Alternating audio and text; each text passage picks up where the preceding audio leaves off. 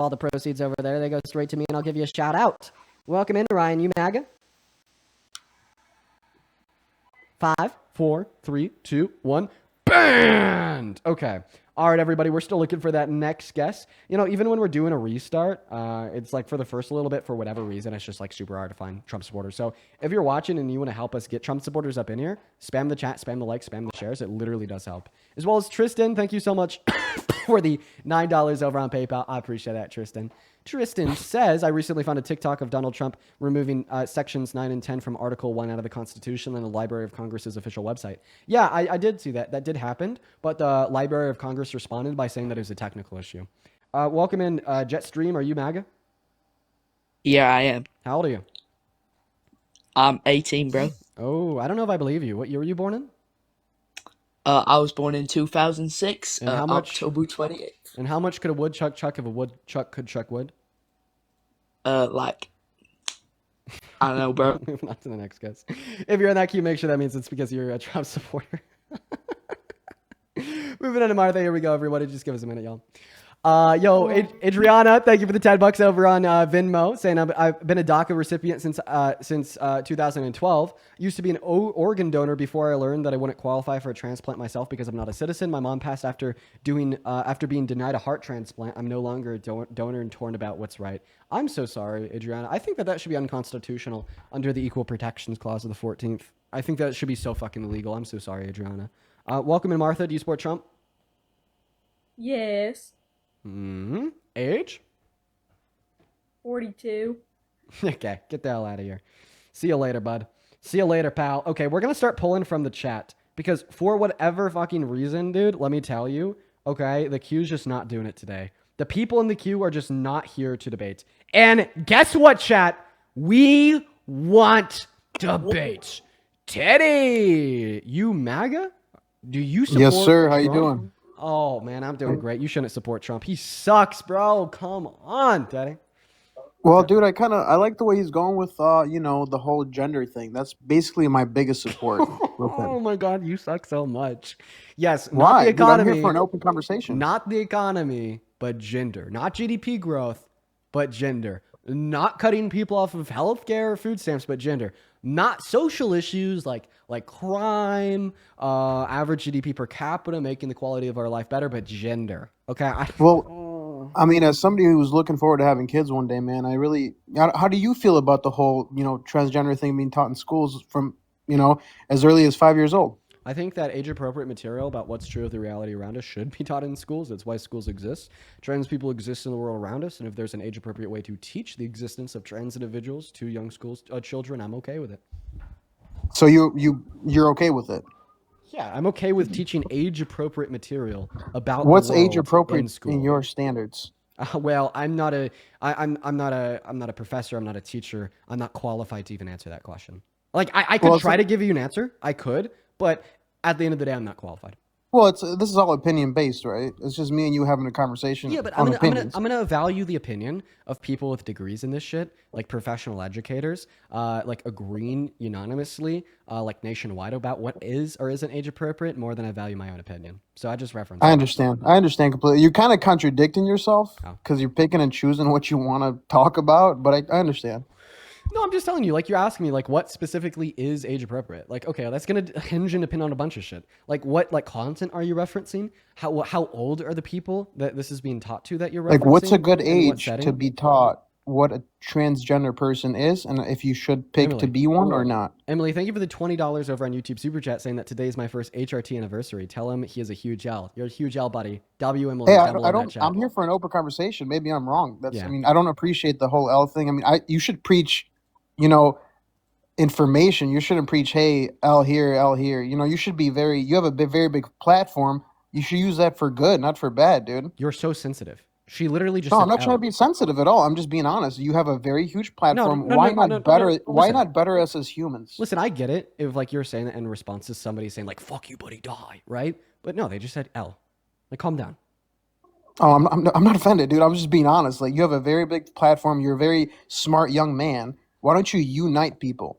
That's my biggest thing. Okay. I'm not trying to be. Okay. I'm being honest, man. I'm not trying to be weird. Well, I mean, obviously, when you're like questioning Emily's existence because they're trans, and you're No, like I never promoting, did. and you're promoting like false beliefs, saying that it's a choice. I never did. I just asked obviously, you. Emily's gonna be like L. Like, dude, obviously, like No, what you said but is false. Like a trans person just saying L is probably like the nicest thing that they could say in the circumstance. okay. So as a straight person, I didn't say L transgenders goodbye. I said, hey, man, I have a question. How do you feel about this? Okay, well, it's Do not. you see how It's that's a little bit it's not different? straight or trans. It's cis or trans. I was just saying what I was. Yeah, yeah. Okay, my bad. I'm sorry about that. You got me on that All point. right. But anyway, I didn't Yeah, come in here saying you're not going to be able to convince me that Emily did something wrong by saying L. I didn't. I'm not. Still not trying to. I'm trying to convince you to preach positivity to everybody. You shouldn't be like, hey, L this, hey, L. You should just be positive about everything, man. Okay, I mean, you're wait. such a. What do you think L this means? I mean, he's just said you told She. L. It's a L. Right, saying that I'm it's pretty wrong, sure. right? Yeah, but I didn't give an. So are you saying that things that are wrong is wrong? No, I'm saying that people should be preaching positivity instead of throwing L's. I didn't come in here screaming L Wait. transgenders. So if you think that the opposite of positivity is a suggestion that a belief or statement is false, okay, why are you on a debate live? Because the point of this live is for me to prove you wrong or for you to prove me wrong. Yeah, I mean that's what we're doing. We're having a conversation, and I'm just saying you called me sensitive. That's the whole I whole did, thing because you're happened. freaking out over somebody just saying that you're wrong. All right, I mean that's fair, dude. But I wasn't freaking out. I was just making a point that people should be preaching positivity to each other, and this should be a platform where I people actually learn. think that preaching positivity, wanting to build a better society where everybody is happier and better to one another, requires us to point out when beliefs are false. I agree with that. I do agree with that. But it wasn't my belief. It's more of what I support, right? So it's not my belief. What you support are your beliefs. Not necessarily, though. I mean, Yes, necessarily. I have. I mean, I don't have kids, so I don't. They're not in school. If you support X, then you have a belief of X. Exactly, a belief of that. Okay, it doesn't mean that my whole basis on everything is I only like Trump because of this, or I only don't support this because of one example, right? There's multiple things that go into it. Okay, I don't see how that changes like her statement of saying that was an L thing for you to say as like wrong. It doesn't change anything. Nothing ever changes anything. So once again, why was it bad for Emily to say that you were wrong after you said that being trans is a choice? Because saying that does not positively enforce anything, right? So you just think that we should be able to spew like false beliefs about anything that we want, and if anybody tells us that I we're didn't wrong, say anything false, man. Yes, you did. Yeah, you did. You did. What did I say that was false? You said that being trans is a choice. That's false. It's not a choice. I never said that. You can play this live back whenever you feel like it, and you can see that I never said that. I mean, I don't really want to, but you did. I know you don't because you'll be wrong. Okay, how much money do you want to put on it? I will put $5,000 cash to right now that I never said being transgender is a choice. You said it's and if something you're a that people man of your choose. word, You said that it's something. You said that it's something people choose. Okay, I'm gonna go to make 5 bands easy. Okay, go ahead. Yeah. I mean, I don't appreciate the whole L thing. I mean, you should preach. Technical issue. Welcome in, Jetstream. Are you MAGA? You're not Jetstream. Yeah, I am. I could try to give you an answer. I could, but at the end of the day, I'm not qualified. Well, this is all opinion based, right? It's just me and you having a conversation. Yeah, but on I'm opinions. gonna value the opinion. This, There we go. I think I'm close. The quality of our life better, but gender. Okay. well, I mean, as somebody who's looking forward to having kids one day, man, how do you feel about the whole, transgender thing being taught in schools from, as early as 5 years old? I think that age-appropriate material about what's true of the reality around us should be taught in schools. That's why schools exist. Trans people exist in the world around us, and if there's an age-appropriate way to teach the existence of trans individuals to young children, I'm okay with it. So you're okay with it? Yeah, I'm okay with teaching age-appropriate material about What's the world age appropriate in school. in your standards?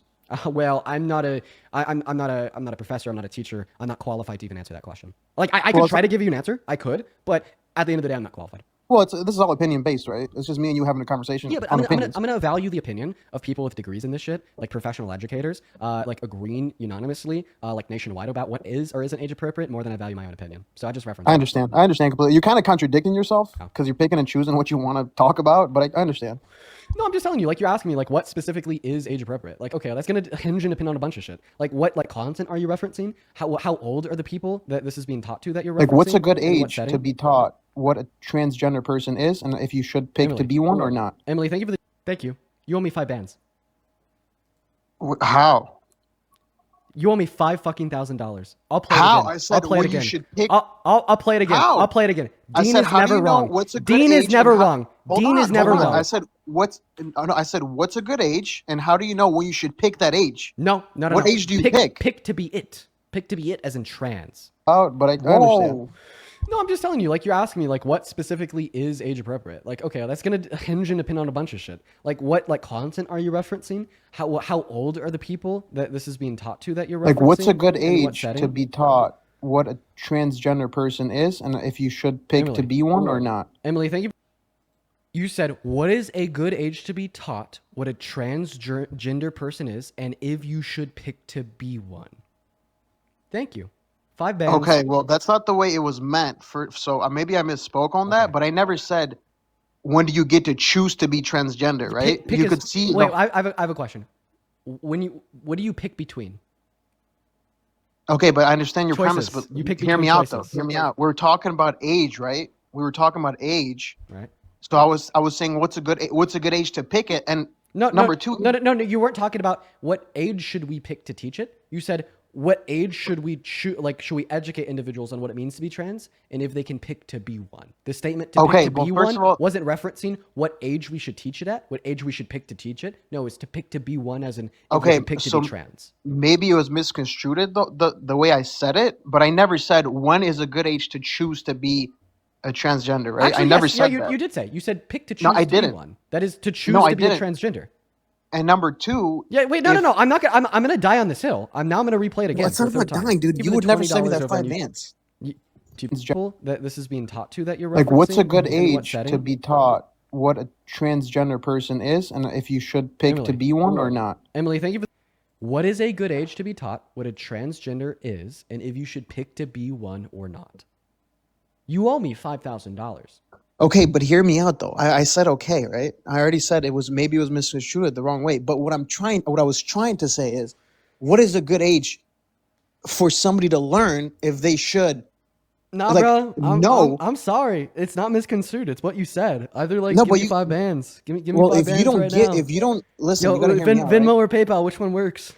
Okay, I'll Venmo you, dude. I'll Venmo you, but hear me out. Do it Hear me right out, now. right? Do it right I'll now. Venmo you just like you would have Venmoed me. So hear me out. Do it right now. Venmo's in bio. If I will, but listen. Nah, if do it I- right now before the conversation continues. Dude, you would have never sent me 5 bands. So dude. you're not gonna. I So watched. you're not a man of your word, yo, Republican. I am a man of my word, but if you're I'm a man trying to of your word, explain then myself. you're gonna pay up. You can explain will, but yourself. can I explain myself? after you pay the piper? Oh my god, Dean, come on! It can't be this serious, dude. It is. You're Dude, making a lot of money, Five dude. You bands don't is need serious. 5 bands from five, me. 5 bands is serious as hell, Daddy. Dude, you make the amount of money you make today. I'm probably gonna work a month to make, dude. Well, I mean, I thought that Teddy just left. Teddy did not leave. No, I'm right here. Okay. Can you hear me? I'll give you the alternative. Are you ready, Teddy? Sure. Moving on to the next guest. Everyone just give us a minute to get on to that next guest, y'all. And by the way, then you shouldn't have made the bet in the first place. Just saying, Teddy. Moving on to Lewis. Let's go and get that next guest loaded into the stream, y'all. Everyone just give us a minute. What's going on? Lewis, do you support Trump? No, I don't. Burn! Moving on to the next guest. Here we go, everyone. Just give us a minute, y'all. That guy owes me 5 bands. I'm never going to forget that. Ever see Teddy again, I'm going to make sure to bring that one up. He needs to pay the piper. He owes me 5 bands. Moving on. Here we go, everybody. Let's go and get the next guest loaded into the live right now. Dude, like, low-key, I thought I was, I almost thought I was wrong. You know, like, listening back to the clip, I thought that he said that it was a choice significantly earlier in the conversation than he did. I almost thought that I was wrong. But I was not. I was not wrong. I knew what I heard. I knew what he said. Welcome into eSport Trump. Okay, Trouble Piece isn't here. If you're watching over on TikTok, go and put a Maga with your age down below in that comment section. I'll pull you up here. We'll have a discussion. We are only specifically looking to talk to people that are indeed MAGA and do indeed support Trump. Yo, Purdy, thank you so much for the $20. I appreciate you so much for the love over on YouTube Super Chat. Purdy says, guess keep your words so real, Purdy. I appreciate you so much. Thank you for the 20. And the Purdy with another 20 saying W guess being wrong and L guess. Yeah. Battle them being wrong, Purdy. I appreciate you for another 20. Oh my goodness gracious. Another third 20 for Purdy. Purdy saying that for a third time. Yeah. So Purdy, thank you for the $60. Thank you so much for the love, Purdy. Jeez. And then also Max with another $100. Holy shit, Max. Max says, as a trans person who's known I was since third grade, this man is full of shit. He sure was, Max. I really appreciate you so much for the love. And then Emily with another 20 saying, I'm sorry, L derailed the child's attention. You're good, Emily. Thank you, Purdy, Emily, and Max. Holy crap, Purdy with a 60, Max with a 100, and Emily with another 20. Show some love to Purdy, Emily, and Max down below in that comment section right now, folks, while we're working on getting this next conversation moving along. Lucas, how old are you? 19. All right. What time is it? 2:35. All right. Phenomenal. And why do you support Trump? He's a cool dude. Cool dude? Yeah. Okay. Well, I mean, A, not all cool guys are qualified to run the country, and B, he's just not a cool guy. Yeah, he's not. Okay. So why do you support him? I don't. I just wanted to talk. Okay. That's great. Quite frankly. Moving on to the next guys. Here we go, folks. Holy crap. Oh, my goodness. What the balls? Am I reading this right? I think I am. I need to investigate this claim. Everybody, we're going to get that next guest loaded into the box right now. We got AJ loading up in. Looks like Mr. Trump just took some executive action. According to Hayes with $1 on PayPal, says Trump just announced 100% tariffs on all international trade. Keep educating these MAGA fools, Dean, bro, again. Yo, listen. If this is true, you should probably pull your money out of the market. Consult a financial advisor if you haven't invested. Let's see. Trump announces tariffs on all trade. We know what happened last time. Let me check it out. Let me check it out, though. Nobody do anything yet. Okay.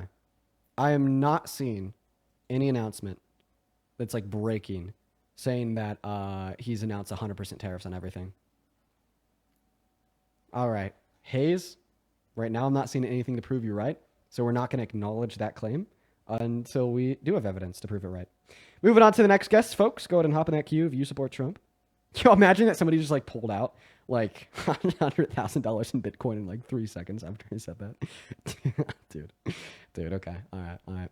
Yo, I appreciate you guys for the galaxies, by the way. Let's see who that was. Yo, McLovin, thank you so much for the love. I appreciate that. That's incredibly kind of you. Show some love to McLovin down below. Welcome into Sport Trump. No, I don't. I'm mad Teddy left. Okay. All right. Yeah, he, did I kick him? Yeah, no, I know. He didn't leave. I kicked him. All right. Let's go ahead and see who the next guest is. Welcome into Sport Trump. Yes, I do. All right, sir. Yeah, brother. Before we hop into the debate, there's about 4 people I need to thank here. First and foremost, Lily. That is Lilly. Thank you for the $10 over on PayPal. Just said, love your stuff. I just started watching your lives. Thank you for being here, Lily. I hope that you continue to enjoy them. And, Denise with another $20 over on PayPal. Show some love to Denise down below. They say, can only imagine you would truly love to spend your debate solely on uniting the people, Dean, but it's impossible to unite with those who have little to no ground in common with. Bigotry and object disdain for others is not in your wheelhouse. Yeah, it is fact versus fiction. We have to be able to work past that gap in order for unity to exist. 110% Denise, thank you for the love. As well as Amanda, thank you for the $10 over on PayPal. Isabella with a 5. Rachel with a 1. Then Huda, thank you so much for the $13 over on PayPal. Huda says, love from the UK. Love to the UK. I appreciate you so much for being here. Okay. I got a question. All right. What made you physically hate Trump? What has he done to you? Physically done to you? Physically done to me? Yeah, what has he... Because you make money off his name. Oh, no. Not another one. Like, literally... No, listen. Because you always talk about his name. Yeah. And people give you free money. That's cool. Free money? More. Everybody needs a job. Based. Everybody needs a job. Yeah. But what has he done to you? Okay, what is Has he... he... What has he done to me? What has he done to you? Okay, well, I know this is a crazy concept, man. I'm not just concerned about me. I'm concerned about my girlfriend. I'm concerned about my mom. I'm concerned about my grandparents on Social Security. I'm concerned about my nephew who is in school. I'm Cool, I concerned have a nephew in about school. everybody, He has done regardless nothing. of their He has race, done nothing to anyone. regardless of their sex, regardless of their gender, regardless of their gender identity. And that's the facts. I care about the collective. I care about humans, period, not about Dean, period. And I feel like this first question here is definitely making it clear that the farther you encroach upon conservatism, the further you move away from a care about others. You know, it's kind of like that age-old story about how So he does Republicans would nothing rather. physically to you. Okay, what's that? He doesn't hurt you, Dude, right? I'm a straight white man that's doing pretty well for my age. Yeah. So cool. That's good. I am too. I'm a straight white man. No, he hasn't hurt me as a straight white man Nothing that's to doing you. pretty well for my age. Nothing. So you really don't have any reason to hate him. Okay. Okay. Because let Wow. me say something. Hey, do you Let me hate say Hitler? something. Me? Yeah. Fuck no. You don't Hitler's hate a Hitler? fucking- I love Hitler. That dude was a smart motherfucker. But listen here. Joe Biden.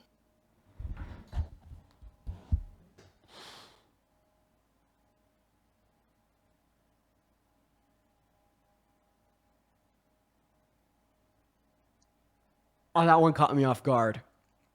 I have Nazis come up in here every so often. Usually I'm mentally prepped for it. Usually, keyword usually, I expect it and I'm prepared, you know? That one caught me off guard though. I was not expecting that one. That one came out of left field. What the fuck? I'm laughing at just how like fucking insane that guy is. What the fuck? I promise. I'm laughing just because of how insane that guy is. Oh my god. Dude. You can't be doing that shit. What happened? Oh, I'll make sure to repeat what happened for everybody that's just tuning in. No, some guy comes up here and he's making an argument. Oh, Dean, how has Trump personally hurt you? And then I was like, I'm doing well for my age and I'm a straight white man. He hasn't done much to personally hurt me. And then I was going to use his logic because he said, well, if they haven't done anything to personally hurt you, then you can't hate them. Okay, the first the first counter argument that came to my head was, well, like Hitler hasn't personally done anything to him, but if he's like a reasonable, normal person, he'll hate Hitler. But instead he was like, no, I love him. I fucking love him. I love him. That one really caught me off guard. That shit's crazy. Okay, we're going to go to move on to the next guest. What the hell? Okay. All right. Everyone just give us a minute here. I can't even believe that just happened. Like I said, I'm used to having Nazis and fascists come up onto the stream and say that shit every so often. But that specific circumstance was out of complete left field. We're going to go to get the next guest loaded into the box. Holy fuck. Oh my God. Oh my God. Oh my God. I'm sorry. Okay. Welcome in, George. Do you support Trump? Ban! George isn't here. We're going to put the rules up on screen, guys. Only join the queue if you're 18 plus, American MAGA, and willing to debate. And please don't request if you literally love Mustache Man. Okay, if you're like that last guy, I'm good off that shit. Don't request, please. Taylor, thank you for the $20 over on YouTube Super Chat saying keep making that Trump money, Dean. Dude, let's go. Yeah, we've had a couple conservatives come up here today and say that I'm making money off of Trump. Yo, let's keep that train running. Appreciate you for the $20, Taylor. You were awesome. As well as Duo Films, I appreciate you for the 10. You were awesome. What's going on, Donovan? You MAGA? Yeah, I personally am. Are you driving, bro? No, I'm not. I'm in a meeting at the moment. Dude, go back to your meeting. What the hell are you doing, bro? Focus on that meeting, Donovan. What the hell are these people doing? Hey, man, if you happen to be one of the 17,000 people hanging out with us in here for the day, welcome in, y'all guys. Make sure that we're double tapping on that phone screen. We're just debating Trump supporters until I rage quit. Day 150. Yo, Raven! Oh my God! Raven with the $100 donation over on Venmo 20 minutes ago. Raven, you are an icon. Thank you so much for the love. I do not deserve a penny of that. That is literally so much money. And for that, I really do appreciate you. Everybody, please show some love to Raven down below. Raven says, love the work you do. Thank you. Thank you, Raven, for the $100 donation. That is incredibly kind of you. Thank you, Raven. As well as Brett Cross. I'll check out your message on TikTok. Thank you for the $10. And then Rihanna with the $10 as well, saying, here's some free money, Dean. Yo, let's go. Brooklyn with a 2, Melody with a 2, and Matthew with the 50 cents. I appreciate y'all for the love. Hey, welcome in, Job. How old are you? I'm 18. What year are you born in? November 5th, 2006. Very nice. Are you following the rules? Do you support Trump? Yes, I love Trump. He is my amazing husband. Get the hell out of here. Burned. Also, guys, I don't know. We haven't had, Logan, thank you for the galaxy. We haven't had 17,000 people in the TikTok live stream for a while. So, hey, hit that follow button. We do this every day. Let me hit that follow button. Quite frankly, we do this every day. Okay. All right. Steph, appreciate you for that corgi. Let's go and get that next guest loaded up in here. What's going on? How old are you? Mr. Mike, you're on the live. You got around 5 seconds. Goodbye, Mr. Mike. Okay. All right, y'all. You know what? If you want to skip this queue, if you want to just come right on up onto the stream, y'all, go ahead and put a Maga with your age down below in that chat. There's a couple people telling me to check the news down below. All right, I'm gonna check the news. Let's see. What is the news? Yo, guys, if you know the news in the Discord, go ahead and drop it. Let me know. Let me know what the news is. Okay. By the way, I'm also your news guy. Okay. All right. I'm your news guy, folks. I also report the news sometimes. So, if you want to, keep in tune with what's going on, hit that follow button as well. All right. But for the moment, we're going to move on to the next guest, Cash McCaleb. We're also going to take a second to just go over the rules. Only freaking join the live if you're 18 plus, American MAGA, and ready to debate. Make sure you're following the rules. Quite frankly, take a good look, take a good gander. 18 plus, American MAGA, ready to debate. Age. 18. Why did you make your voice deeper when you said that? What year were you born in? I'm so scared because there's 16,000 people. I'm like, nah, shaking. bro, I get it. I'd be shaking too if I was in your position. I would totally. But what year were you born in? Sorry. We're gonna move on to the next guest. By the way, what I just said, it wasn't even like supposed to be rude or anything. Like, that was real, dude. Like, I remember when I first started doing these lives, I'd be in front of a crowd of like 1,000 people, like shaking in my boots. Like, honestly, I don't understand how we'll have people like request to join the stream that are just like totally confident and don't give a shit. Like I think that speaks to like their intelligence to a certain extent. You know what I mean? We're going to get that next guest up in the box. Y'all make sure that we're following the rules. Only looking to talk to Trump supporters. Y'all already know it. Looking for that next Trump supporter right now, guys. Go ahead and make sure you're tapping on that phone screen in the meantime, sharing that live around. If you want to come up, please just go ahead and put a MAGA with your age down below in the chat. And you know what's really insane to me is that we could have 17,000 people in the stream without one Trump supporter that's willing to come up here and debate me. Tell me that's not crazy. MAGA is dead. They're losing steam. They have nowhere to go. Welcome. And do you support Trump, Christine? No, Christine left. Yo, check that shit out. It is crazy. 16.5 thousand people. Not one person that is ready and willing to come up here and have a debate about why. Yo, Tyler Carver, I sent you that invitation. Get your booty up here, Mr. Tyler. I'd love to have a chat. All right, it looks like he's loaded in. Here we go, guys. We finally got a Trump supporter on the line. Let's go. LFG, baby. Welcome in, Tyler. What's up, G? You MAGA? Hell yeah. All right, Mr. Tyler. Can you disconnect any and all Bluetooth devices from your phone? We're hearing a little bit of an echo. Oh, sorry, I have my air on. I'm actually in the car right now. I've been waiting on fucking food forever. Time's money, man. Okay, you're not driving? No, not driving. Parked. Waiting on fucking food.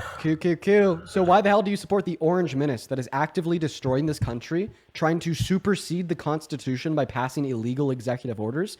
I would argue that you're probably the biggest Trump supporter of them all, dog. You know, I had somebody say that to me earlier. Definitely not. Yeah, that's right. Yeah, well, I actually agree with them. I think you really are a Trump supporter, dog. Okay. What's a Trump supporter? Well, for you, anybody that's got to procreate and add on to his shit. Can you repeat that? Anybody that has to procreate to add on to his crap.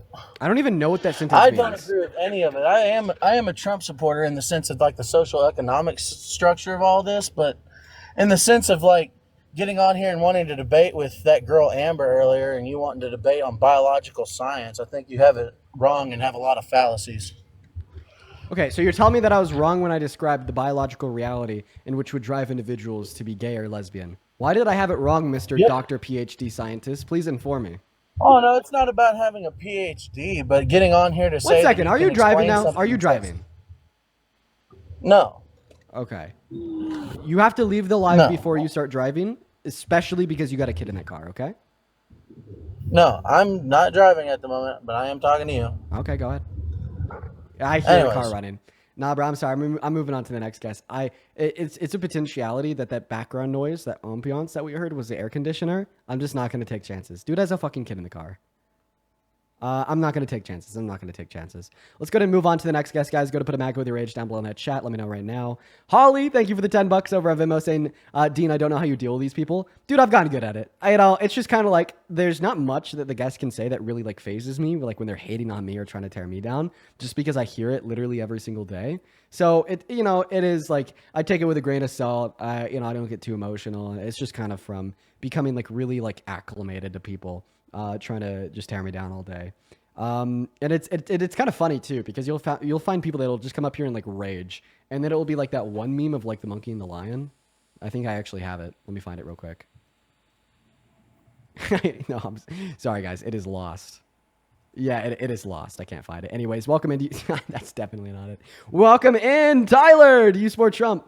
18. Yeah, I'm a mag. Yeah. Yeah, MAGA, how old are sorry. Oh, 18, sir. Okay, what year were you born in? 2005, sir. Okay, why the fuck? Wait, 2005? Yeah, you can't even be 18 born in 2005. Get the hell out of here, kid. Fetus. Get punked. Moving on. Here we go, everyone. Just give us a minute. We got Glue loading up in. I bet Glue's going to be super informative. Welcome in, Glue. Do you support Trump? Yo, Nick Fuentes owns you, bro. You receive it from the back. Oh, Jesus Christ, dude. Yeah, dude, those are the groypers for you. They worship some dude that didn't know tariffs cause inflation that I was able to absolutely destroy in a debate in literally under 3 seconds. And then on top of that, they think he mogs me. Yeah, let's do a comparison real quick. Chat, while we're working on getting that next guest loaded up in here. Let's do a quick comparison. Let's see who mugs who. I want y'all to tell me. I want y'all to tell me, chat. All right, chat. Who mogs who?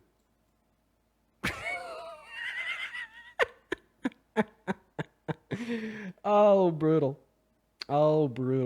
Completely brutal. Moving on to the next guest. Here we go, guys. Go ahead and hop in that queue if you support Trump. All right, we got Benny loading up. Here we go.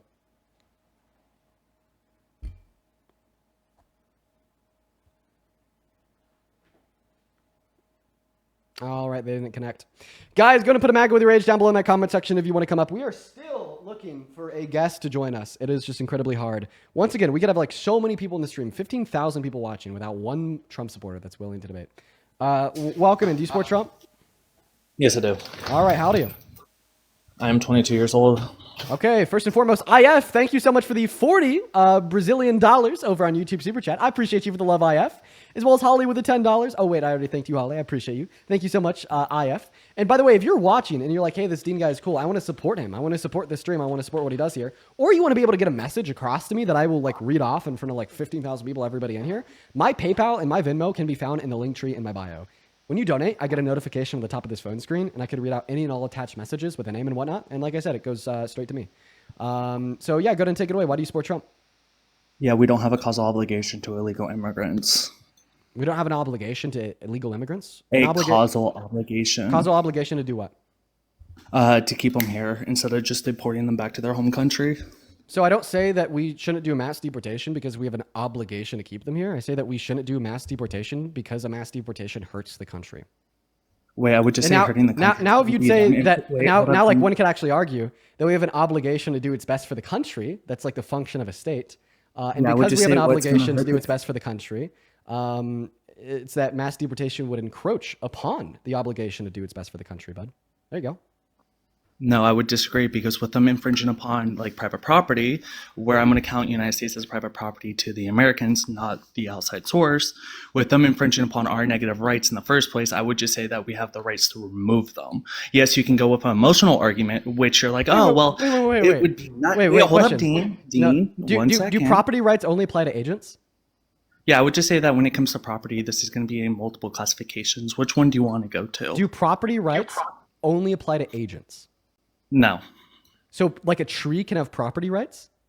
Oh, wait. Define this real quick. I would actually like you to define this. Like a rational agent, like a person. Oh, with a rational. mind. Yeah. What do you mean by a rational agent? Because if you say monkey, it can be rational in its own sense. A person, like with a like. Define a person. Like, do you want me to define like the philosophical sense or notion of person? Define a person. Okay. If you don't know, I walked Parker on this earlier. If you don't know, I don't want to debate you on what personhood is. I want to debate you on property rights. So if you want me to give you some philosophical notion of what the mind is and what would constitute a person, that is just something I'm simply not going to give you. Either we agree that personhood exists and that people are agents, so we could discuss how agents have property rights and a non-agent cannot have a property right, or I'm just going to define agent or define person still. Okay. I'm not going to give you a philosophical notion on personhood. It's just so far away from the topic of the live stream that I'm going to kick you. Like I could. Like, no, I majored in philosophy for a handful of years. Like typically like a philosophical notion of an agent or a person is going to reference like abilities, properties, and attributes such as a mind, like subjective perceptions of the world around you. Like they're not all necessary. You could also have sufficient categorizations of what a person is based upon an ability, like an individual's ability to like speak language, to convey thoughts, emotion, experiences, and otherwise. But I'm not going to give you like a description of like philosophical notions of personhood in the literature because that is so far away from the debate. I don't care if people say that I'm losing in the chat. I don't care if you say that I'm losing right now in live, but just me giving you a nuanced perspective of a philosophical notion of personhood is so entirely like modally detached from the personhood debate. Okay. Right. No, because if we're going to talk about the situation, we're going to need it to be in the classifications. If we don't have a causal obligation to them in the first place, and you want to go with a different type of obligation. How about this? So like I'm going to assume that you have your own notion of what a person is, right? Yep. Okay. Would you say that only persons under your notion of what a person is can have property rights? Yep. Okay. I have a question. Is a conglomerate of people a person? Define it. If we're talking people, index to your notion of personhood, is a group of people a person with agency? Yeah, I would just say that this is going to be counted as like homesteading. You're not answering my question. You're not answering my question. Is a group of people a person? Homesteading, yes. I'm not asking you about homesteading. I'm asking if you consider a group of people to be a person. Yes, it can be counted. Okay, so you and me are a group of people. Are we one person? No, it's not a group of people. A group is going to be more than two people. It's going to be three. So you, me, and somebody random from the chat. Would that, as a group of people, constitute one person? One person? In this situation, in like this philosophical, I would have to bite the bullet and say somehow it would have to in this hypothetical world. But in the world that we live in... Bro, you got dog walked in like under 30 seconds. So if you're wondering why he like just made himself to be a fool in front of like close to 20,000 people on live, it's because he said that the conglomerate of persons in America have property rights over America, but only people and agents can have property rights. Like for instance, I'll explain this in like a little bit of like we can't have property rights. Okay. A patch of grass can't have property rights. Because they're not people. Only people can have rights, property rights, etc. So when he told us that the conglomerate of people in America have property rights over America, that statement was false because the conglomeration or group of all the people in America in of itself is not a person and is not an agent. Therefore, it simply couldn't follow that the conglomeration of people in America have property rights over America. Yeah, that's what happens when you try to come up here and out philosophy me. You know, so I feel like people like make this simple mistake. A lot of people make the simple mistake that I'm not that smart and my arguments are all very surface level and not that nuanced because the people I typically debate aren't that smart and are very surface level and are not that nuanced. I went to school for philosophy. So it's fun to get a quick dunk on somebody that wants to try to bump up the nuance of a conversation to try to embarrass me because they don't think I'll follow, just for me to prove them wrong in like sub 3 seconds and have them classify 3 people as one person in order to have a consistent position. Welcome in, Will. Do you support Trump? Yeah, I do. How old are you? I'm 20. I just turned 23. Phenomenal, man. Real quick before we hop into the debate. Annie, I appreciate you so much for the $50 donation over on YouTube Super Chat. I appreciate you so much for the love. That is incredibly kind of you, Annie. Annie says, Trump just announced 100% tariffs on chips. Curious if this could actually be a good use of targeted tariffs. Thoughts? Appreciate you for the $50. And everybody, please show some love to Annie down below in that comment section. I really appreciate that. Actually, Annie, I would disagree. I don't think that's a good use of targeted tariffs because us subsidizing our chip producers has been shown to increase like our production of chips. And because this will make like the chips in like the smartphones we buy, the chips in the computers that we buy, the chips in GPUs we buy significantly more expensive. I wouldn't say it's a good use in lieu of the alternative of government subsidies towards chip producers. But it is a good question. And I think that this will definitely have a lot of material impacts. I appreciate you for the $50, Annie. You are awesome. Show some love to Annie down below in that chat. Will, take it away. Why do you support Trump? I support Trump, just because I do agree with a lot of the policies and stuff that he's, invoking into our economy and everything like that. Okay, okay, so. Can't hear you when you're on pause. In order for me to hear you, I have to be able to see you. Got you. Sorry about that. I agree with what he's doing with the border and stuff. I really think it's wrong for, people that are, considered illegal aliens to be able to come into our country and, just basically try to take over people's land. Okay, listen. No, hold on. Before we start this, man, I don't want to, down you or anything like that. I think what you're doing is great, for some other people. I am super excited to be able to get to talk to you, considering our differences. Awesome. So awesome. Just wanted to say that. So I'll throw this out there. I think policy to reduce undocumented entry into America can be very good if it's designed right, right? And I'll tell you what that looks like from my perspective later. But before I tell you what that looks like from my perspective, we need to ensure that the policy Donald Trump has implemented to reduce undocumented entry is designed right. So let me ask you, what has he done to reduce undocumented entry into this country?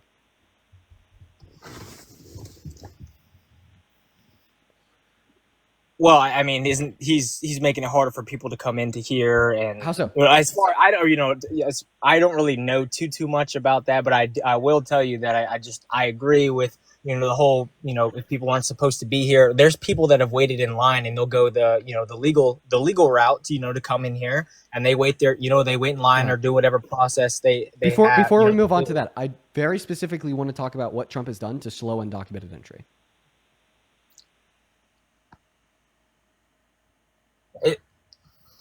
Now, I think, isn't he making it hard for, the Border Patrol? Isn't it more? I agree with the border, too, He's not really doing anything specific with Border Patrol except for talking about them more. But like the Biden-Harris administration funded them almost twice as much as Trump during his first term. Not a big difference. Now, we have seen a sharp reduction in undocumented entry into this country. And I think it's because of the treatment of undocumented immigrants that are in the country. Think about it, okay? You're an immigrant. You want to go into America for a better life. You realize that the legal means are just simply unattainable, so you do it illegally because you want a better life. But imagine you're in that position of being an immigrant, and then you see individuals that have done it illegally being beaten, tortured, and CCOT for a month, okay? Even those that have done it illegally being kept in ICE detention centers for 3 months or being accidentally deported to CCOT in El Salvador where they're assayed, okay? You see the human rights and dignity of these people stripped away. Donald Trump is deporting them without due process, okay? Corralling immigrants in Alligator Alcatraz, where they're served one meal a day, some of those meals with maggots in them, okay? That is almost certainly promising you a worse life. So they no longer have the incentive for the immigration in the first place because they're no longer expecting a better life. And that's why we've seen such a sharp and noticeable reduction in undocumented entry. Point number one, this is very bad because it literally hinges on human rights abuse. Point number 2, it's also bad because it's short term. The moment that we don't have a fascist running the country, we're hopefully no longer going to be violating the human and constitutional rights of immigrants. Right. It's why do you would you want somebody to come in, come into the country? You pay taxes, I'm sure. Right. And take advantage of the stuff that we pay taxes for, and when it's not really fair to the rest of the people Fake who news. are taxed. Big time fake news. They actually don't even receive federal benefits that are paid for by the taxpayer, yet they are still obligated to pay taxes. Undocumented immigrants pay $100 billion per year in taxes, and they don't qualify for federal Section 8, federal food stamps, federal EBT, federal Medicaid, Medicare, federal Social Security. They don't qualify for any of those things. So they kind of subsidize citizens. Think about it. They pay so many billions of dollars in taxes per year. They don't receive any federal benefits. Whose benefits are they paying for? Citizens. Right. So, kind of off topic for what we were talking about, but what one of Trump's policies do you not agree with? Oh, for sure. Well, I mean, how about we just stay on the topic of mass deportation? I hate mass deportation. I think it's terrible. It destroys our country. Undocumented immigrants contribute to our economy. They work, they make money, they buy goods, and they pay taxes. They do. No, they do for sure. Undocumented immigrants, according to the Center on American Progress, if all of them were removed tomorrow, our GDP would go down by $1.1 trillion through $1.7 trillion, right? That's a huge hit to America. And it makes you question, why is the growth rate of the American GDP already below expectations? So far this year, we're on track for a 1.6% level of growth in the American GDP. Historically, it's been like over 3% per year. So why is it lower now? Maybe in part is because of the mass deportation. I mean, what do you think forcefully laying off 8.3 million of our workers is going to do for an economy? What do you think is going to happen when they're now forced out of the market, so they can't make money here and they can't spend money here, they can't pay taxes here, and we're spending $2 trillion over the next 10 years to get it done? It is terrible for the economy. Yeah. I mean, I can see that. I can see that. I'm in roofing, so I'm in roofing sales. So I'm not like a roofing laborer, but I have been to, and it's funny because I live around DC as well, and I've pulled up to jobs, and there's been workers that have, not been there, or they didn't want to show up because they're scared of, being deported. So I can see that just because I see that firsthand for sure. Well, if you could sway me, which I don't know if you, I mean, I've just grown up. I've been, my parents were conservative Republican. All my friends, I live, in kind of the country. I was conservative until I was 16. I remember I used to always argue with my liberal friends back in the day. I get it. What do you want me to sway you on? Okay, now one big topic I've always been questionable about is abortion and stuff like that. And I really do think, just because I'm Christian too, and I know that the Bible, it says, I don't know if it doesn't exactly say that, it doesn't speak about abortion itself, but I know that in terms of being Christianity and pro-life and stuff like that, I know that abortion is wrong, but then I also know that so I can agree with if a girl is raped, and I don't know if that makes me I don't know if I can even say I'm pro-life, if I agree with, abortion if the girl was raped, or if it's something that would make the woman die, or, something like that. I have a smile on my face. I smiled as soon as you told me that you thought abortion should be illegal in elective circumstances because you're Christian. Can I tell you why that made me smile so much? Why? Because pro-life Christians are the easiest to convince to be pro-choice. I'll tell you why. Basically, at the end of the day, your legal view, not your moral view, your legal view is that abortion should be illegal because it's a sin, right? All right. Are you Catholic? Are you Orthodox? Or are you non-denominational Protestant Reformed? I'm more Baptist. Baptist. Okay. So you focus on a personal relationship with Jesus. So you just read the Bible. Yeah. Right? Perfect. Can we agree that when we read the gospel, we read the New Testament, we read the writings of God, we learn that sin is wrong, sin detaches us from God, and all sins fall short of the glory of Him, and we're not really given any clear framework to determine if one sin is any worse than any other. Mm-hmm. that That's leads right. us to a really tricky problem, legally speaking, because if you tell us that the sin of abortion should be illegal because it's a sin, who's to say, following your logic, that the sin of lying to your child and telling them that Santa Claus exists should be illegal because it's a sin, or shouldn't be illegal because it's a sin? Yeah, but isn't that a little? It is. I mean, yes, that is like a white. It's like a white lie, and it is kind of still lying. But isn't that big stretch between abortion and lying to them about Santa Claus or something else? Just that's small. It seems like a big stretch intuitively, right? Obviously, intuitively in our brains it does, but not in the eyes of the gospel, not in the eyes of God. And like in Christianity, it's the eyes of God that's a perfect moral standard. And what does the scripture tell us about sin in relation to God? It just tells us that all sins fall short of his glory outside of blasphemy. And a lot of like Christians take away the conclusion that all sin is equal in the eyes of God outside of blasphemy. It all detaches you from a relationship with our creator, right? Yeah. Right? Mhm. Do you think you'd be able to give me any argument rooted in scripture that the sin of abortion is any worse than the sin of lying?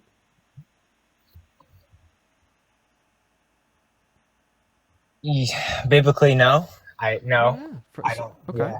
Yeah. So because we don't have an argument that yields a conclusion that the sin of abortion is any worse than the sin of lying in the eyes of God, which is your moral standard, according to your moral standard, if the sin of abortion should be illegal because it's wrong, and we can attribute that same level of wrongness to the sin of lying, would you therefore also say that the sin of lying should be illegal? Well, I think lying to people and deterring them from something is I don't know if it should be illegal. I know that it is. Isn't it one of the 10 Commandments though? It doesn't specifically say something about lying, but something that's almost just like lying. Yeah, lying violates the 10 Commandments, and you're telling me it should be legal. So if I could violate the 10 Commandments and lying to my child telling them that Santa Claus exists, if I could violate the teachings of the gospel and lying to my child telling them that Santa Claus exists, and you think that should be legal, what argument could you possibly fucking have that abortion specifically should be illegal?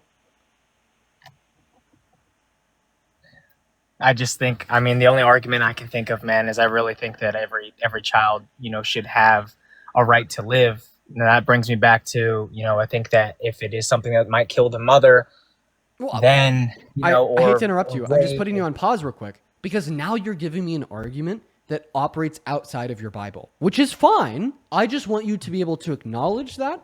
And now I'm going to give you the mic and the floor I know, to that's give me why an it's argument that hard. abortion is morally wrong without referencing your standard of morality. You know? And it's like, this is why at the end of the day, if you're truly a Christian, you should just say that abortion is wrong, but I'm still yet going to say that it should be legal so everybody can make that decision for themselves. Because one, not everybody is Christian. Two, we shouldn't live in a Christian theology. The only way to have freedom of religion is for all religions to be practiced freely. And three, it begs into question the logical problems I described about how you can't clearly discern that one sin is any worse than any other. So if you're going to legislate on one sin, you must legislate on all sins, and you're not willing to ban telling your children that Santa Claus exists. And four, there's been a lot of really big historical issues with using the Christian Bible to infringe on what other people can or can't do. The most notorious of them would probably be chattel slavery in the American South. Yeah. Oh, so I think anyone who claims to be a Christian or Christianity, anything like that, and who knows about the Bible, I would say that, let's say I might not be able to say that every sin could be different and hold a different weight, but I know that God holds people that are, supposedly Christians that are supposed to walk in faith and, try to be more like him. He holds them to a higher standard. So the people that are Christians and, pro-lifers out there, I believe that he would hold them to a higher standard. Okay, hold yourself to that standard, please. I'm telling you. I'm not telling you that you shouldn't hold that self to that standard. Will, if you say right now that you think that abortion is wrong, and for that reason you're never going to get an abortion, I will look at you and I'll say, that's A-okay, Will, you got it. Yeah, and I'm also not the type to judge anybody for doing what they do. I just turned 23, and I've got a whole bunch of I've got like a boat business going on, and like I said, I'm in roofing sales. My buddy owns. I know I'm surrounded by people who are successful and stuff like that. So I'm definitely, and I'm also not a judgy person. That I have friends that are you know low key losers, and I try to help them out. So I'm not a judgy person, and if someone wanted to get an abortion, that's on them. Okay. Well, I mean, Yeah. you just said something that pro-choicers say. You just said if somebody wants to get an abortion, that's on them. It's on their choice. So now you're not pro-life. Yeah.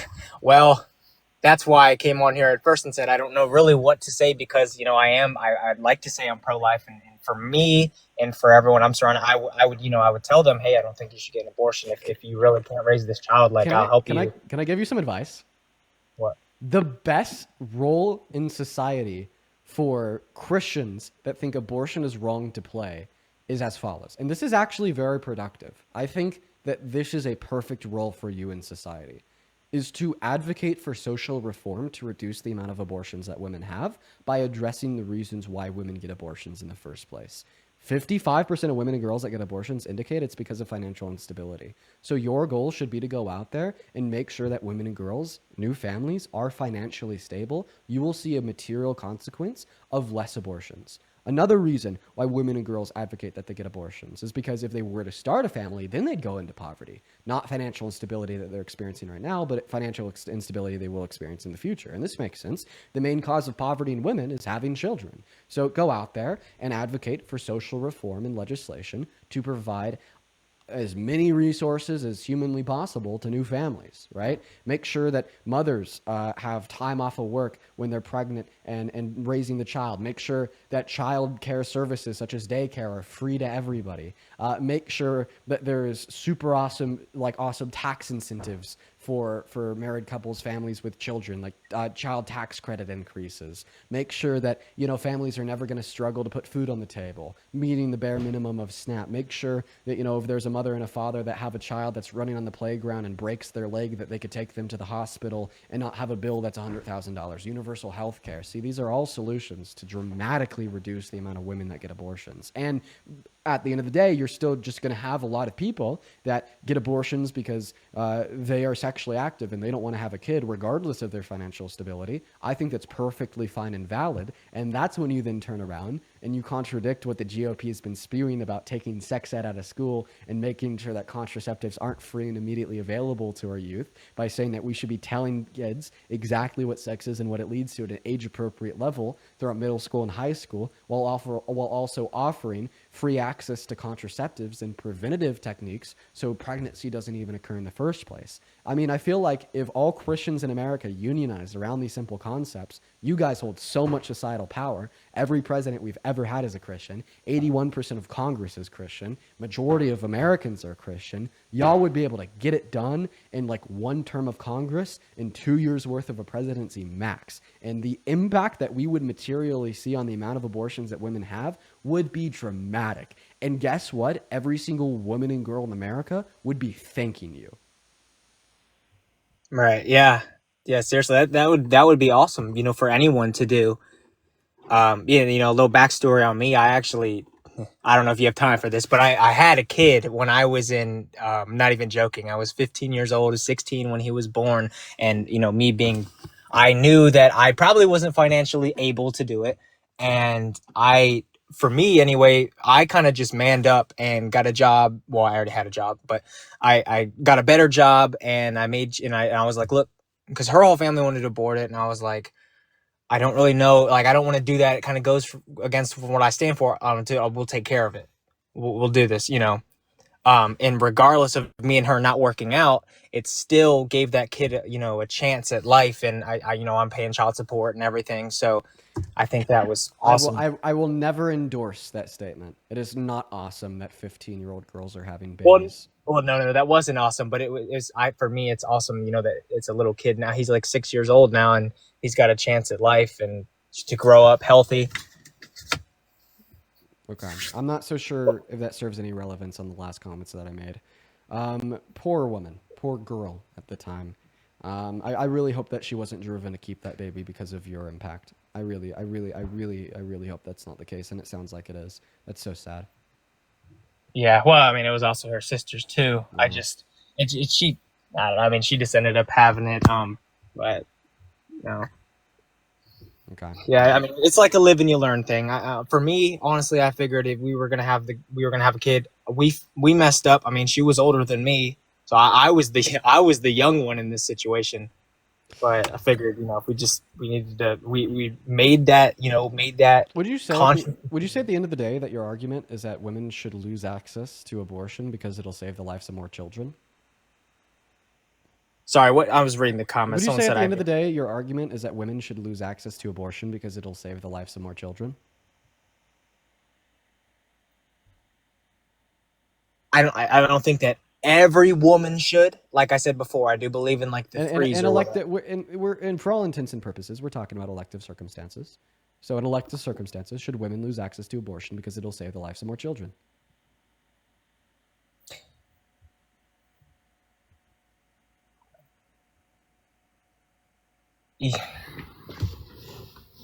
If I could do it, if I could stop abortions, then I just want a yes or no. Is that your argument? That women should lose access to abortion because it'll save the lives of more children? I mean, I was expecting like a really like quick and easy yes. I know, but I do believe in the three, so it makes me hard to answer. No, ignore those. I agree. They should all have access. We're ignoring like circumstances of rape, incest, and life of the mother. We're not talking about them. We're talking about only elective circumstances. We have agreed that rape victims, victims of incest, and life of the mother should have legal access to abortion. We are now setting that aside because we agree. There's no debate there. Okay? The debate is about elective circumstances. Should women lose access to abortion in elective circumstances, excluding those three cases, because it'll save the lives of more children? Yes, I think that women that are readily able to be a mother and that can financially support their kid, I think that they probably should take away, they shouldn't have that option. So they should lose access to abortion because it'll save the lives of more children. I have a question. In America, what is the leading cause of death in children that are born?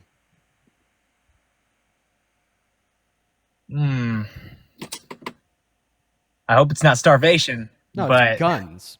So in the same way that you're telling us that women should lose access to abortion because it'll save the lives of more children, would you also be okay with accepting that men should lose the right to own guns because it'll save the lives of more children?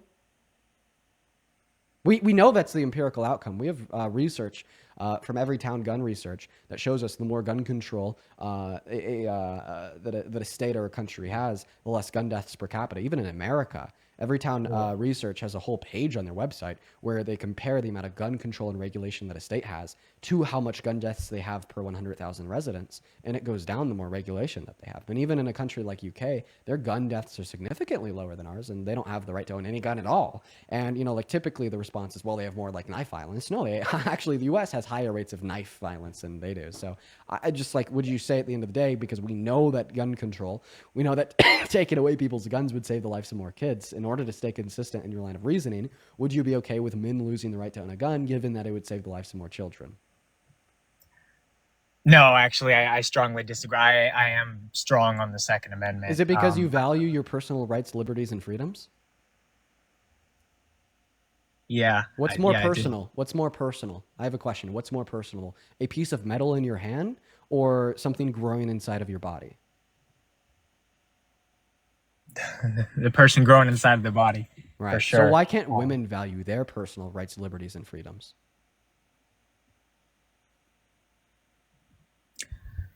Because I believe that the baby, inside of, I know that it is growing inside of them. The baby has it, the baby is its own person. Well, I mean, so are all the children that are killed by guns that you think should continue to be killed by guns, even if it... No, I don't think they should continue. I don't believe that any I've never even heard about kids in my town getting killed by guns. I think that's really wrong and sick. But you don't think that you should lose the right to own a gun, even if it meant that less children would die. So why should a woman lose her right to abortion if it meant that less children would die? Okay, you can't just go back to saying it's because you value the children, you want less to die, because that wraps right back into my question about gun ownership. If it could be a 100% fact that if I gave up all my guns, there would be no more kids that would die. Not no more, just less. Not no more, just less. The same way that when we ban abortion, that doesn't mean that there's no more abortions. Illegal abortions increase significantly, which just also puts the mother's life in more harm's way. There's not no more abortions, there's just less. Okay, well, yeah, if there was less abortions, I mean, yeah, get rid of all my guns if there was going to be less abortions, or What about less children dying from gun deaths? Actually, you just gave me. Okay, so if we're going to talk about actually, you just gave me an even better argument. I just like clocked something that you said that I'm never gonna forget. You just said that you would give up your right to own guns if it meant there was less abortions in America. Why do you think there should be less abortions in America? Because under your view, an abortion kills a kid. But then for whatever reason, you wouldn't give up your guns if it meant there's less children dying from guns in America, even though children's dying from guns in America is children dying, children getting killed. So why do you think that a child, a baby, a fetus, is more valuable when it's inside of the uterus of a woman compared to wearing a backpack on their way to school in the morning?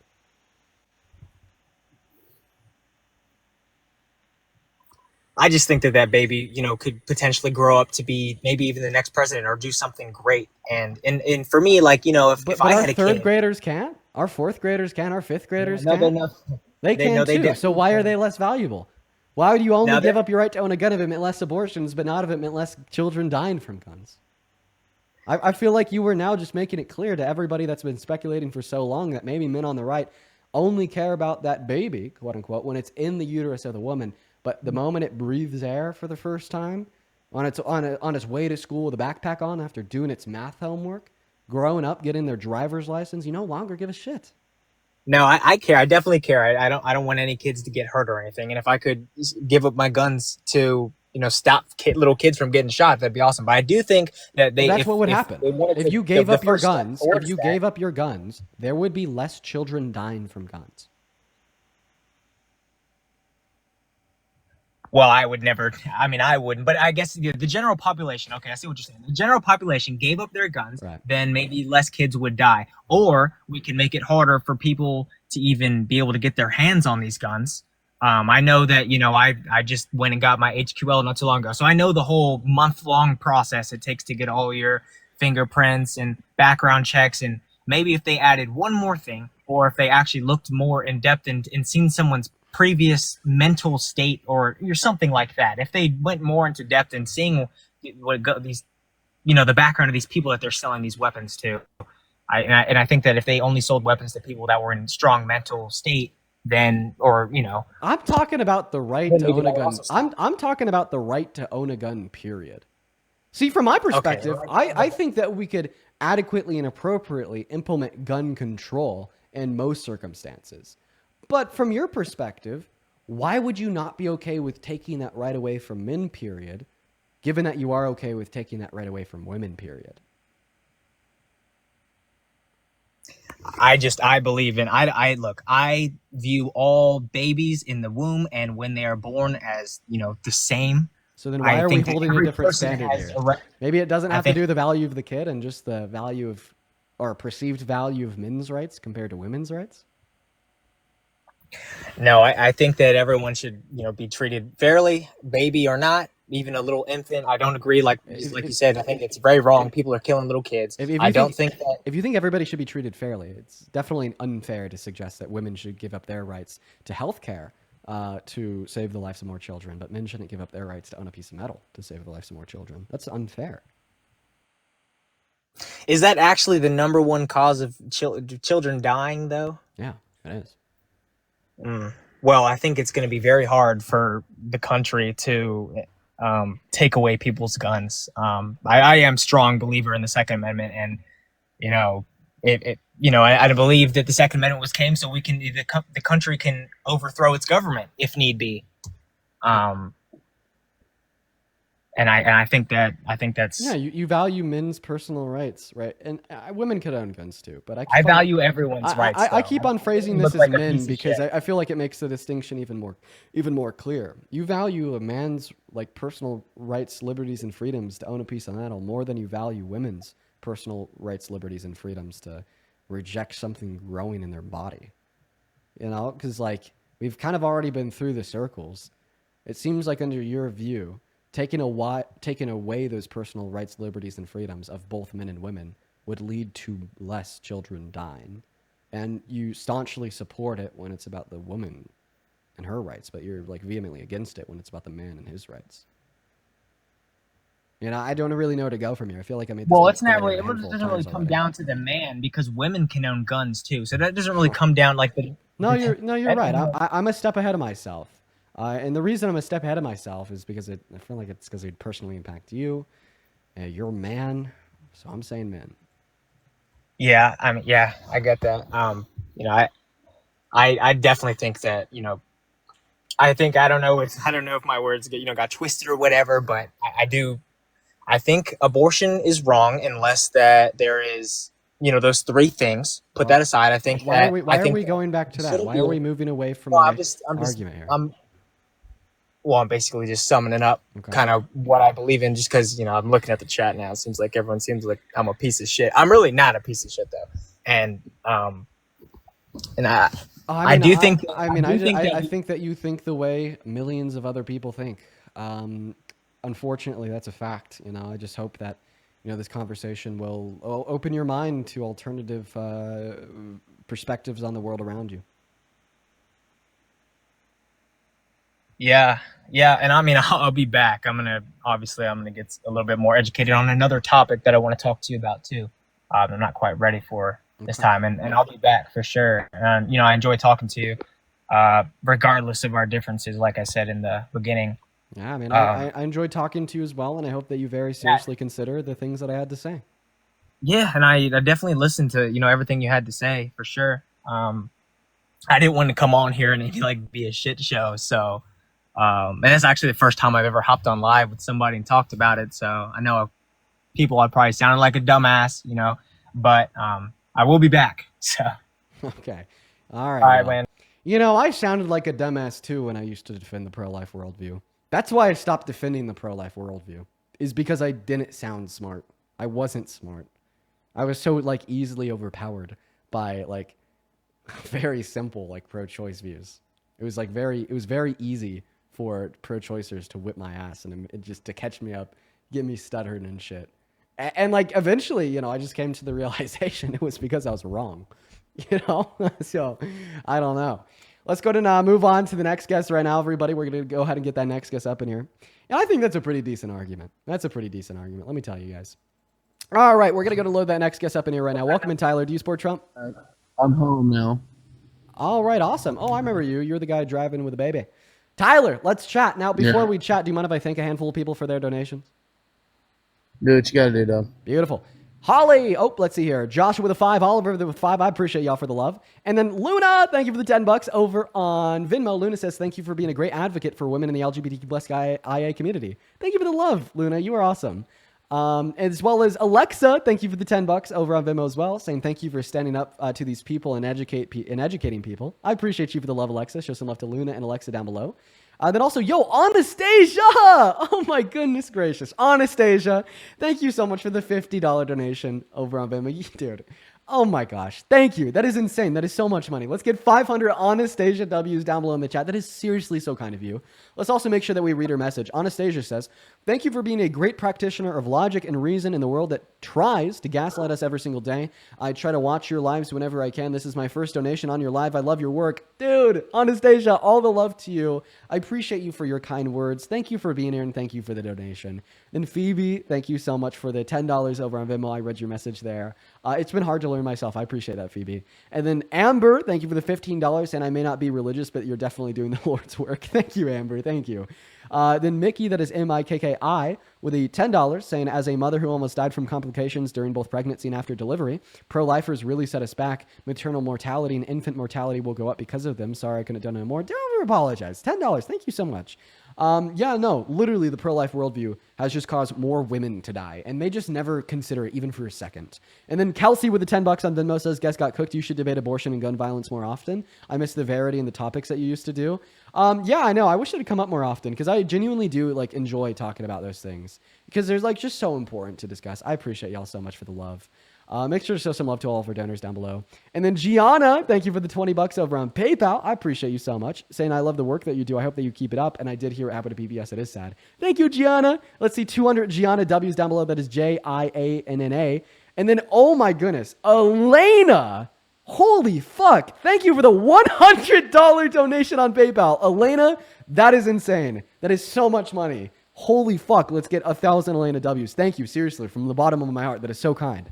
Elena says, thrilled to hear you arguing abortion in terms of women's rights. Women's rights, the comparison versus gun rights is striking. No, I know we don't talk about that much when we're debating abortion, but it is such a good point that I need to remember to bring up more. Thank you for the $100. Very seriously, Elena. Incredibly kind of you. And then Ikram, that is IKRAM. Thank you for the $21. Thank you for the love, Ikram. Then Crystal with a 2, William with a 5, Liam with a 5, and then Anne for the $15 over on PayPal saying automatic L for that Phil bro we had on earlier. I appreciate you for that love, Anne. All righty tidy, folks, as well as Simon with the $10 over on YouTube. Super chat saying brilliant argument. Dean, thank you, Simon. Now, Tyler, take it away. Tell us why you support Trump. I appreciate your patience. I support Trump because of the fact that the pushing for trans rights on the left is so adamant that I can't understand it. So you support a fascist because you can't understand something. Think about that. No, I can't understand how we can replicate somebody as being a PD, but then put them in the same bathroom with children. Okay, could you what does replicate somebody as being a PD mean? I'm not sure what that means. By taking a child and putting them in the same room with somebody of the opposite sex, that's the same thing we would do with an adult and then put them on a list for years later. Oh, if like an adult man walked into like a teenage girl's dressing rooms where they're naked, should they be on a list? Say it again. If an adult man walked into a women's changing room where there was naked teenage girls, should they be on a list? Absolutely. If you're on that list, should you ever be able to run for the presidency? As if you're going after Trump for him and having the list of people they claim that are false claims. No. This isn't about Trump. Trump's a good man. You'd never do this. Like hypothetically, if an adult man walked into a women's dressing room where there's naked teens to look at them, should they ever be able to run for the presidency? Should anybody be able to run for the presidency if, say, they're not mentally comparable? No. Say Biden. I mean, I don't know why you're talking about Biden and not answering my question.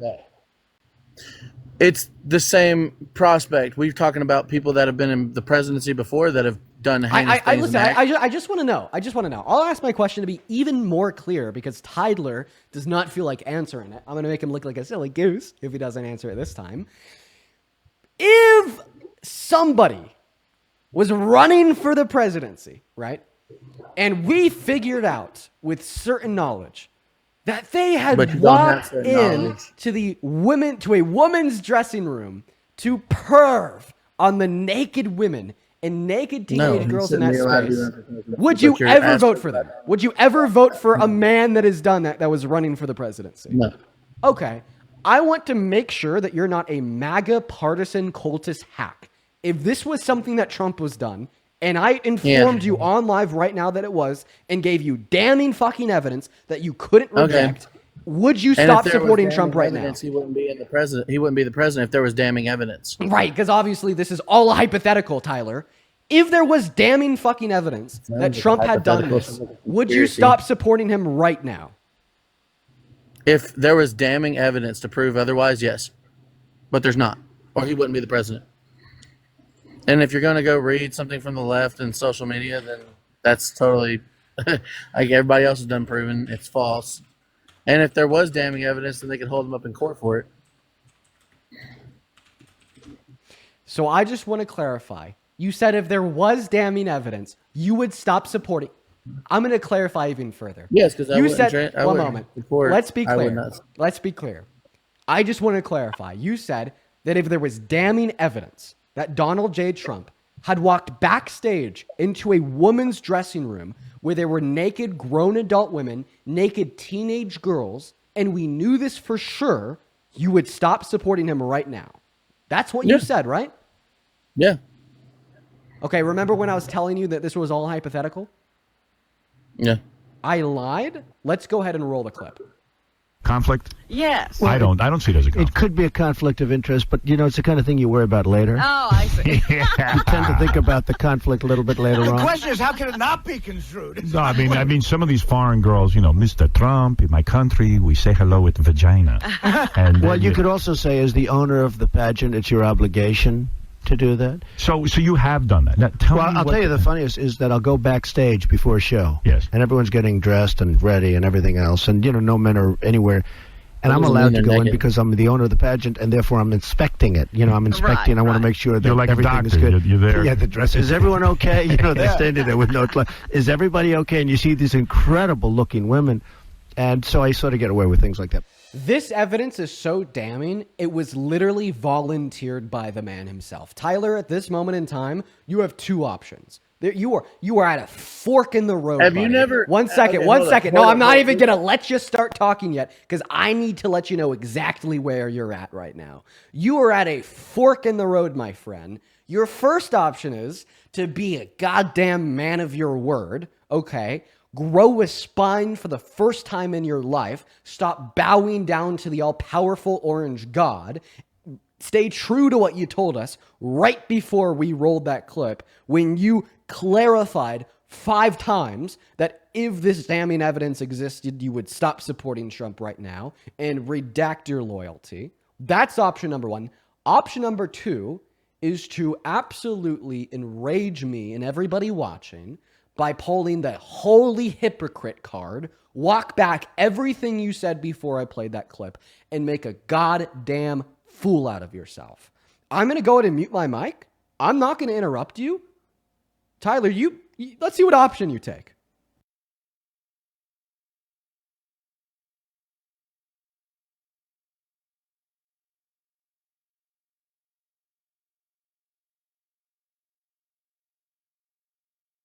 Tyler, you have to speak.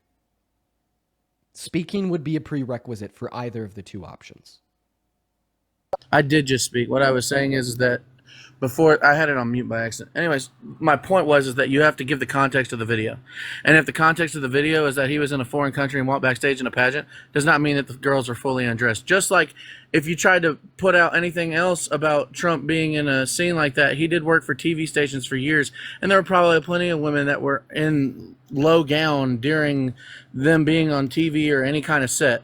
And not only that, but there's plenty of people who are working on stages like that have to run backstage and change, and he's probably had that experience with him.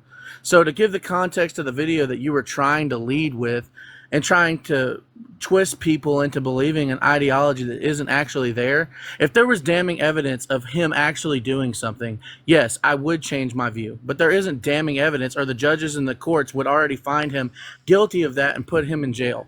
Okay. So the context that you need to know is evidence that they were naked, right? Yes, absolutely. Question, Tyler. When you have no clothes on, are you naked? By no clothes, does that mean that he could be directing towards their undergarments? Are undergarments clothes? Yes. So if you have no clothes on, But you could are be you directive naked? in the statement that you're making and still say that somebody's wearing undergarments but they don't have any other clothes on. That's the Okay. context of the situation. Oh, sure. That's what So y'all people that's on the left that's do. wearing some clothes. Okay, but what does it mean to wear no clothes? He didn't say no clothes. Okay. But what does it mean to be wearing no clothes? To be It means naked? that they're naked, but he never said that. If he did say that, would you stop supporting him right now? You just sit there and try to twist it again, and you keep doing it. Hypothetical time again, Tyler. If he did say that, yes or no, would Go ahead you and stop play the supporting clip. them Play right the now? clip again. You're going to go ahead and do it. I just said. Answer my I just question. said, yes, I would. I lied a second time. He did Yeah, say but that you in the didn't. clip. You just didn't hear it. Let's go ahead and roll the clip back a second fucking time, Tyler. Conflict a little bit later The on. question is, how can it not be construed? No, I mean, some of these foreign girls, Mr. Trump, in my country, we say hello with vagina. And Well, you could also say, as the owner of the pageant, it's your obligation to do that. So you have done that. Now, tell me I'll what- tell you the funniest is that I'll go backstage before a show. Yes. And everyone's getting dressed and ready and everything else, and no men are anywhere. and I'm allowed to go in because I'm the owner of the pageant, and therefore I'm inspecting it. You know, I'm inspecting. I want to make sure that You're like a everything is doctor. good. You're there. Yeah, the dress. Is everyone okay? You know, they're standing there with no. And I want to make sure that You're like a everything is doctor. good. You're there. Yeah, the dress. Is everyone okay? You know, they're standing there with no. And I want to make sure that You're like a everything doctor. is good. You're there. Yeah, the dress. Is everyone okay? You know, they're standing there with no. Is everybody okay? And you see these. You're there. The owner of the pageant, and You're therefore s- I'm inspecting it. you're You know, I'm stating that inspecting, no and I want to clothes make isn't sure that You're like a everything doctor. is good. You're there. Yeah, the dress. Is everyone okay? You know, they're standing there with no. Is everyone okay? You know, they're standing saying no there clothes is a with representation of feminine. Okay, Tyler, you're at that same fork in the road again, my friend. Right before I rolled you that clip, I asked you a question clear as day. I'm not. That question was, if Donald Trump said in the clip that they had no clothes on, would you stop supporting him right now, yes or no? You said yes.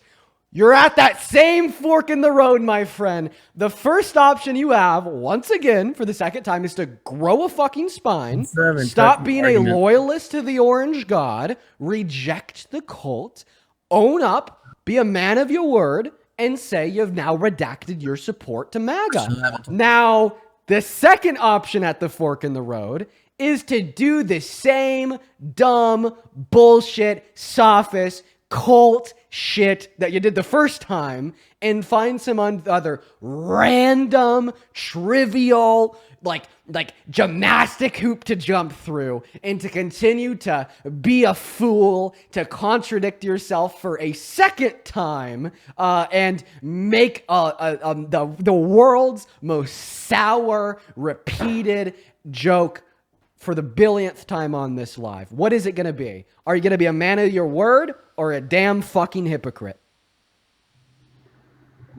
Well, if you'd stop cutting my mic off. As I said before, and I'll stand by what I said, if there was irrefutable evidence of him doing that, I would absolutely back away from that. But in the context of the situation, as I said in the video, it does not proclaim that. And if it did, there would be consequences. There we go.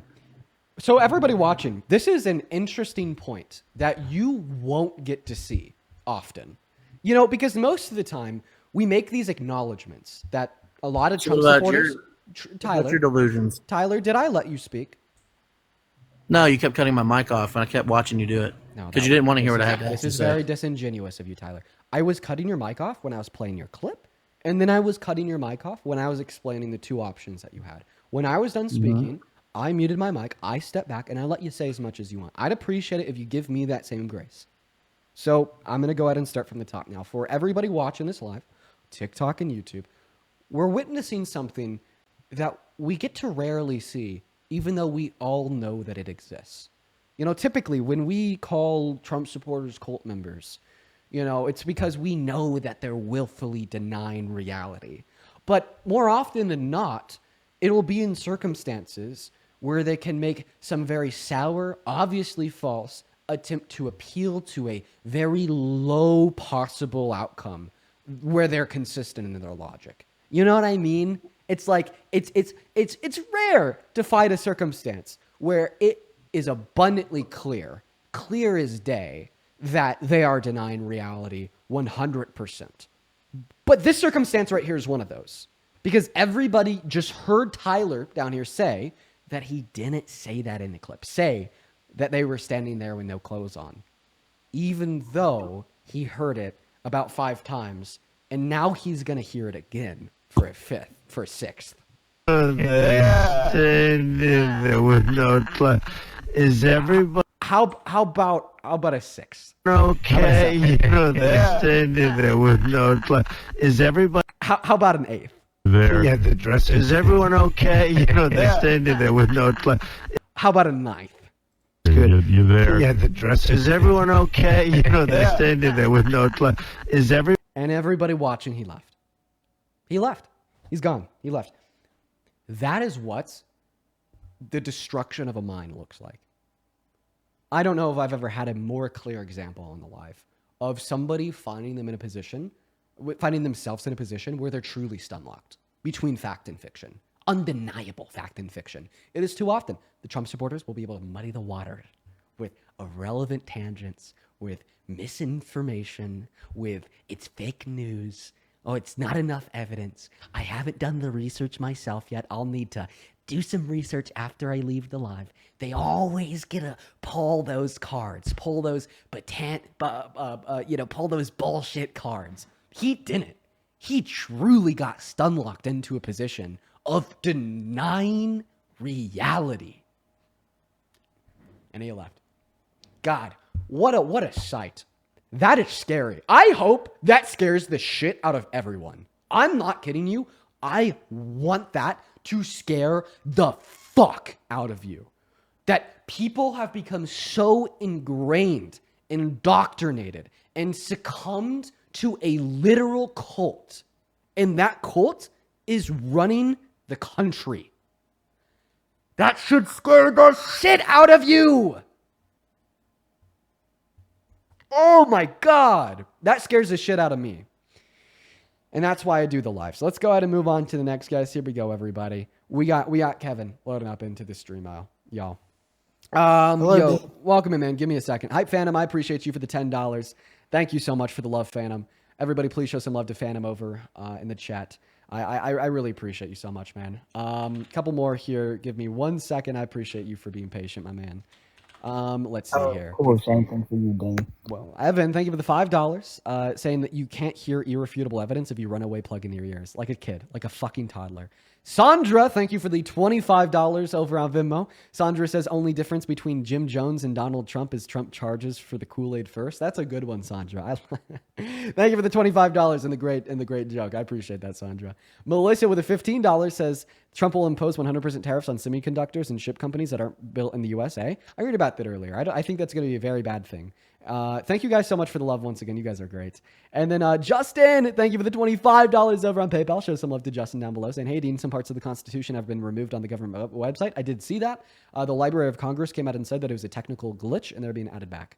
As well as Anna Marie with the $5. Thank you so much. I'm ready for you, Kevin. Come back to the live. All right, I'm here. I just have one question. How old are you? I'm 21. Can I get my my best friend up here? We can tag team it.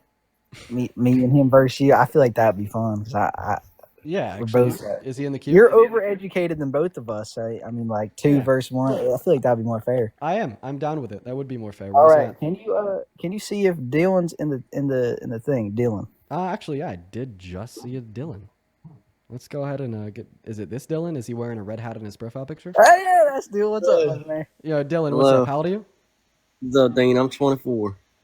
24 yesterday, actually. Everybody, happy birthday. Yeah, right. Everybody, happy birthday to me. Happy birthday, Dylan. Okay. Thank you. Thank you. All right. Well, you guys, so you're both Trump supporters? Does a bear shit in the woods, Dean? Yeah, bear does shit in the woods. You guys are MAGA. Hell yeah. Damn right it does. All right. Take it away. Why do you guys support Trump? Well, I'm gonna go first. My biggest thing is the immigrant situation. I know I'm not gonna lie. We see some common ground on that. I don't support taking all the people out. I don't support taking all the the workers and all that out. But I do support keep them the hell out of our country. What do you think about that? Keeping what out of our country? Keeping them out of our country, like from illegally entering. You know what I mean? Like to prevent more undocumented entry? Yeah. Yeah, I think if I actually do support slowing undocumented entry into the country, given that it's done so appropriately and with good policy. But now the question is, has Donald Trump done it appropriately with good policy? The answer to the question is no. Before I tell you why I think undocumented entry has slowed since Donald Trump's term begun, I want to give you a chance to tell me the good policy he's implemented to slow undocumented entry. All right. Well, I know. I'll tell you what. But didn't the Biden administration didn't they not renew a law that prevented them from coming illegally? What was that? Can we first? I know you know what that is. Can you catch me up to speed with that? There was no law that expired that could be renewed that they did not renew that slowed undocumented entry. Chances are you're talking about Title 42. Yes, that's what I'm talking about. Do you know why they let Title 42 expire? I don't. Refresh my memory on that. This was a while ago. Because we know you know. Because it was unconstitutional to have Title 42 in effect in the absence of a public health emergency. So when the official public health emergency of COVID was declared as over by our government, Title 42 thereby would have been unconstitutional to renew in effect. All right. Okay. I just saw someone say no one's illegal on stolen land. Now, how do you think about that? Because I personally don't agree with it. Well, Because there's stolen land everywhere. You know what I mean? I don't want this to turn into an interview. I'd like you to be able to respond to the 2 points I just made. I asked you a question. You know, what policy has Donald Trump implemented to slow undocumented entry into America? You're correct. Dylan, how about you take that? Because I don't know. I'm in the mic to Dylan. Me personally, I don't look into any of that alien stuff or whatnot. I'm more into about the EBT spending and the government assistance and stuff like that. Okay, so do you want to shift the spotlight? Oh, sure, we can. Why not? Okay, Why Dylan, not? do you support the 3 million people cut off of food stamps per the Big Beautiful Bill and the 10 million people cut off of Medicaid under the Big Beautiful Bill? See, the food stamps I agree with. The Medicaid, no. I feel like people need Medicaid if something happens. Why do you they need disagree some- with cutting 3 million people off of food stamps? Me personally, I know a lot of people that work 9 to 5s, 40 hours a week that were getting it just because, they were a single mother or something like that. No, so I it's feel like because they they were were using low and income. abusing.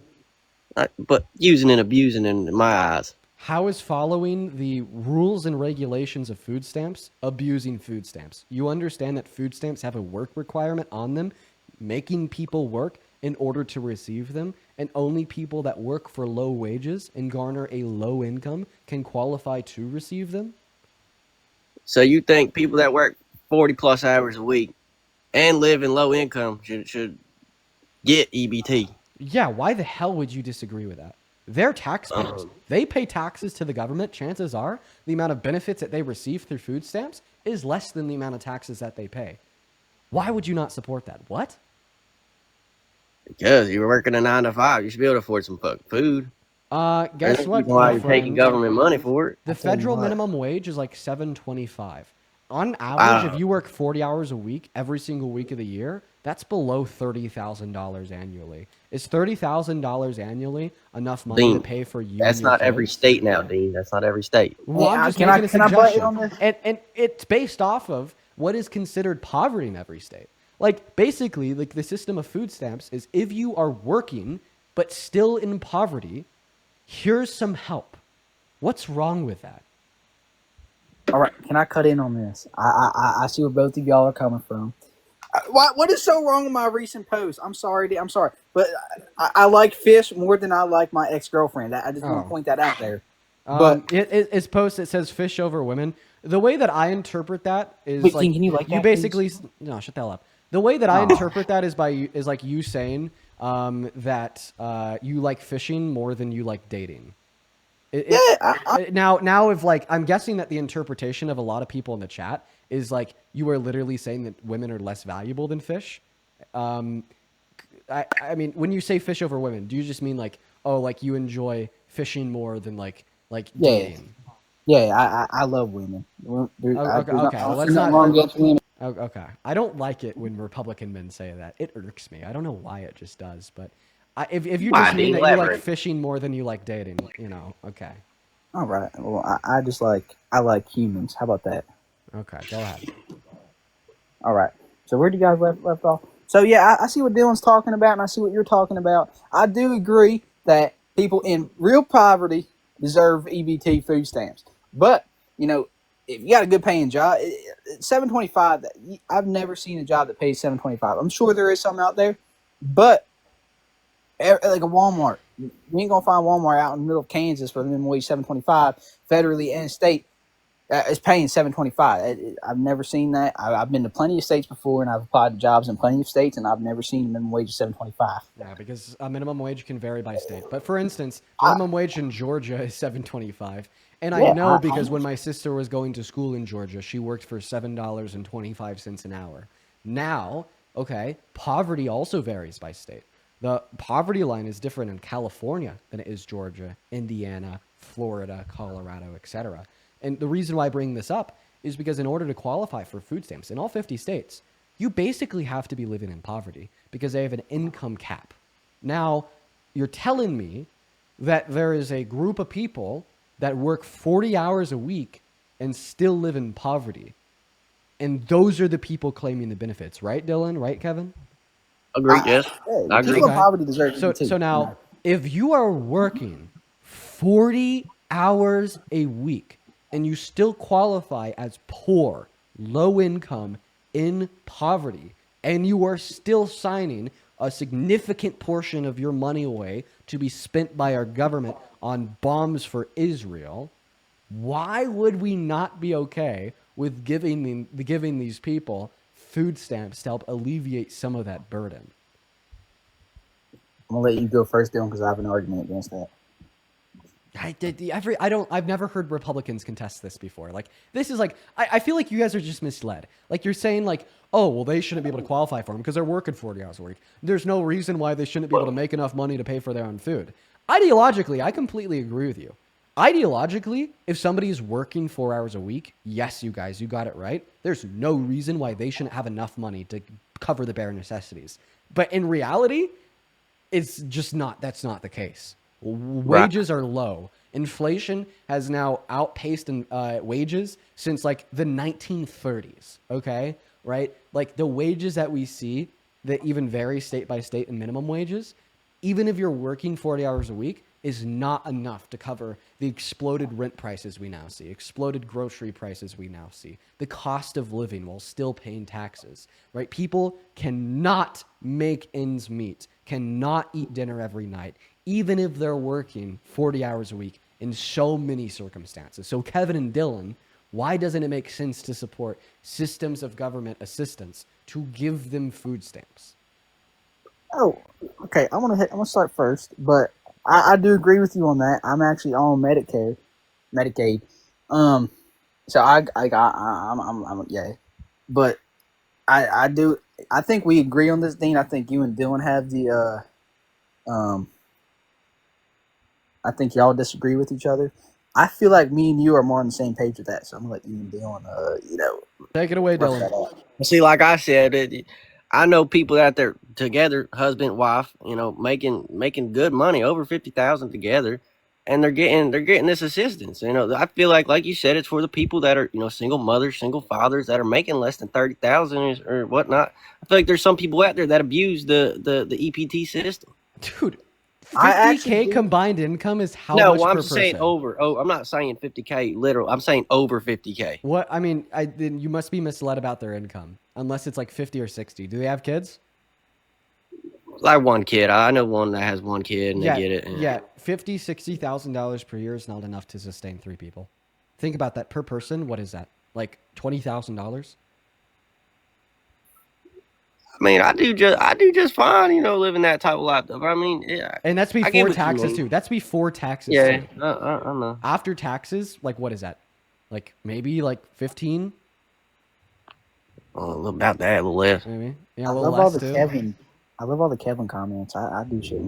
Right. So like, but I mean, at the end of the day, they're in poverty, or else they wouldn't be able to claim the benefits. So why shouldn't they be able to receive the benefits? I mean, I guess you're right. I ain't gonna lie. You are right. There you go. You are right. Change your mind. That's great. What's next? What's next? How do you feel about all the wars that are going on right now? Do you feel like we should butt in or stay the hell out? We should absolutely butt in, and that one's proven true for Russia and Ukraine. Day Trump was inaugurated. I mean, I'm sure you guys know that he took away funding for Ukraine. It only made the conflict worse, and because of that, they've now resumed funding to Ukraine. So the Democrats were right all along. Us giving money to Ukraine just helped them better defend themselves against the invader. And when they were a little bit more defenseless because we stopped giving them funding, that invader was emboldened and they just killed more people. All right. Well, I'm not really talking about Ukraine and Russia. I'm more talking about the Iran and Israel conflict. I feel like bare minimum, we should stay the hell out. Like, all right. I mean, I'm not gonna, at the bare minimum, we should stay the hell out and stop standing 10 toes behind Israel. And you agree? Okay. I agree. I don't like Israel or Iran. I only like the gas that comes from there and the oil. You don't like Israel? Base. Okay. Well, think about this. Donald Trump loves Israel so much that he took $230 million from them, and now he's making it illegal to boycott Israeli companies. And when I say illegal, I should probably reframe that because no, it's not actually illegal. But he's now denying FEMA disaster funding to cities and areas that are boycotting Israeli companies. So in other words, you could die if you boycott Israel, given that you're in an area with other people that also boycott Israel, and you get hit by a natural disaster. Well, that's like that in other. Israel doesn't like protest, right? You're not allowed to do that in Israel. I couldn't tell you, but probably. That's how a lot of countries are. Sounds pretty Israel to like deny individuals' Yeah, freedoms yeah, too yeah. simple. Yeah, Sounds like something Israel would do. Yeah, I don't like. That's why I stay out of all that. I don't care about any other country. I care about the United States of America. Okay, well then you obviously don't like Trump because he's like a massive shill for Israel.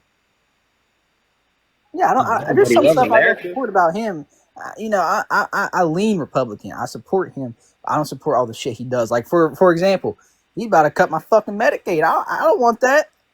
Well, then why would you support him, and why would you even lean towards that? Why would you lean towards somebody that is going to cut your Medicaid? I don't like the Democratic Party. But shit, they want to treat you better than the Republican Party does. Why don't you like them more at the bare minimum? Like, All right, I feel like you're about to say trans people, gay people. No.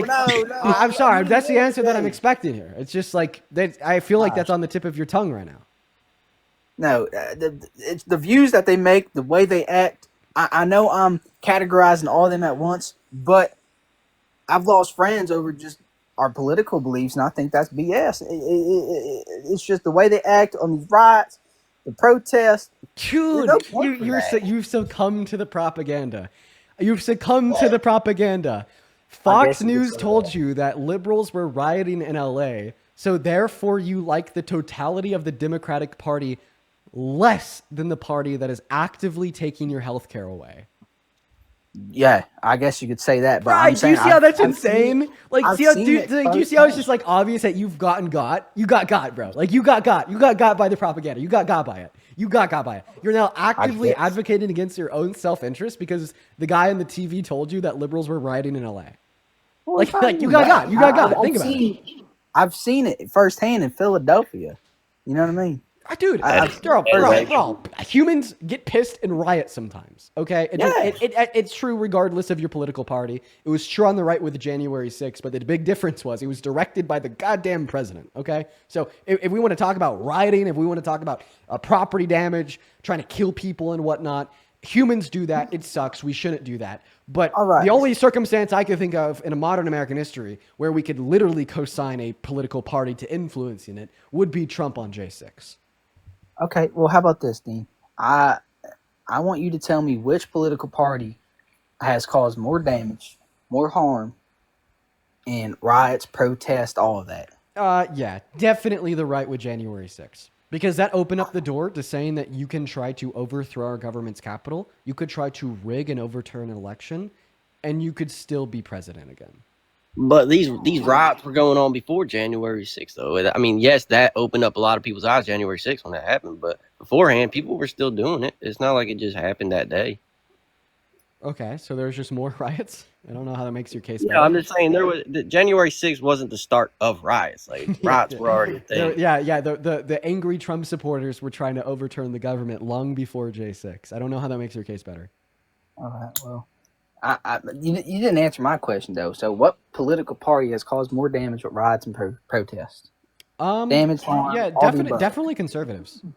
You think that? Yeah, I mean, dude, think about like Black Wall Street, Tulsa. Like they literally like burned a whole town down just because black people were successful. And I mean, this happened like all over America. Like white nationalist conservatives historically have definitely been significantly more damaging to the fabric and people of this country through riots and burning shit down.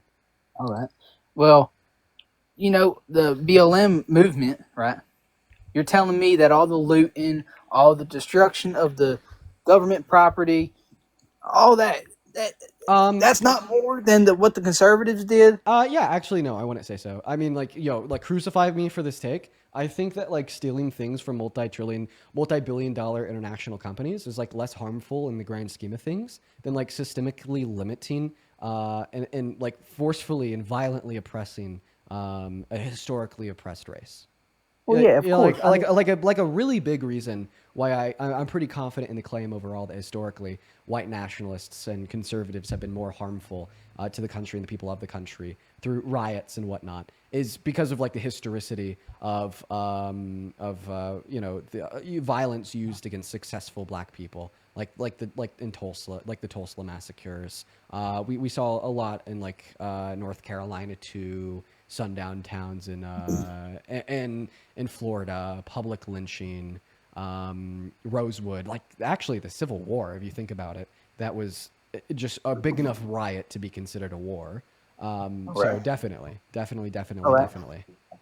So, first point I want to make, I mean, everyone's stealing from Walmart. I mean, I guarantee you 60% of people, at least in this live right now, have stolen from a big company, etc. I won't lie, I have. Who hasn't? You know what I mean? I wouldn't admit to that on live. Now that the Republicans want to classify even stealing $1 from Walmart as a felony federally, I would be careful from admitting to that. I've already got caught for it. I already went through it. So, and I never stole it ever since I got caught. But what I will say, let me. Yo, we need to be tough on Law and Order, bro. You're gonna go to jail now. One second. One second. Give me a second. Oh. Kevin!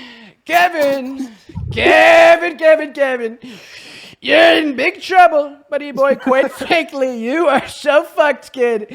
You're telling me that you stole from a Walmart. Oh, you're cooked, kid. We're going to put you on death row. Quite frankly, you are so cooked. The era of lawlessness is order. We have gotten the Democrats in the deep state out of the White House, out of the government. You're fucked, buddy. Death row for you. Dean, I can't lie. That was. I love it. I'll give you 100 there, Dean. I will. But the other points we're making, I kind of forget now. I have a point here. I got a point. You take it away, Dean. All right, Dean. I know females in this comment probably aren't gonna like it, women. My bad. Women. They're not gonna like what I gotta say about the abortions and all that other stuff, but I agree with Trump 100% on him not wanting abortions in the United States. Why? No. Because if you take two to tango, you gotta. I mean, the only people that I say legally should be allowed to even go near an abortion is if it's for the grape.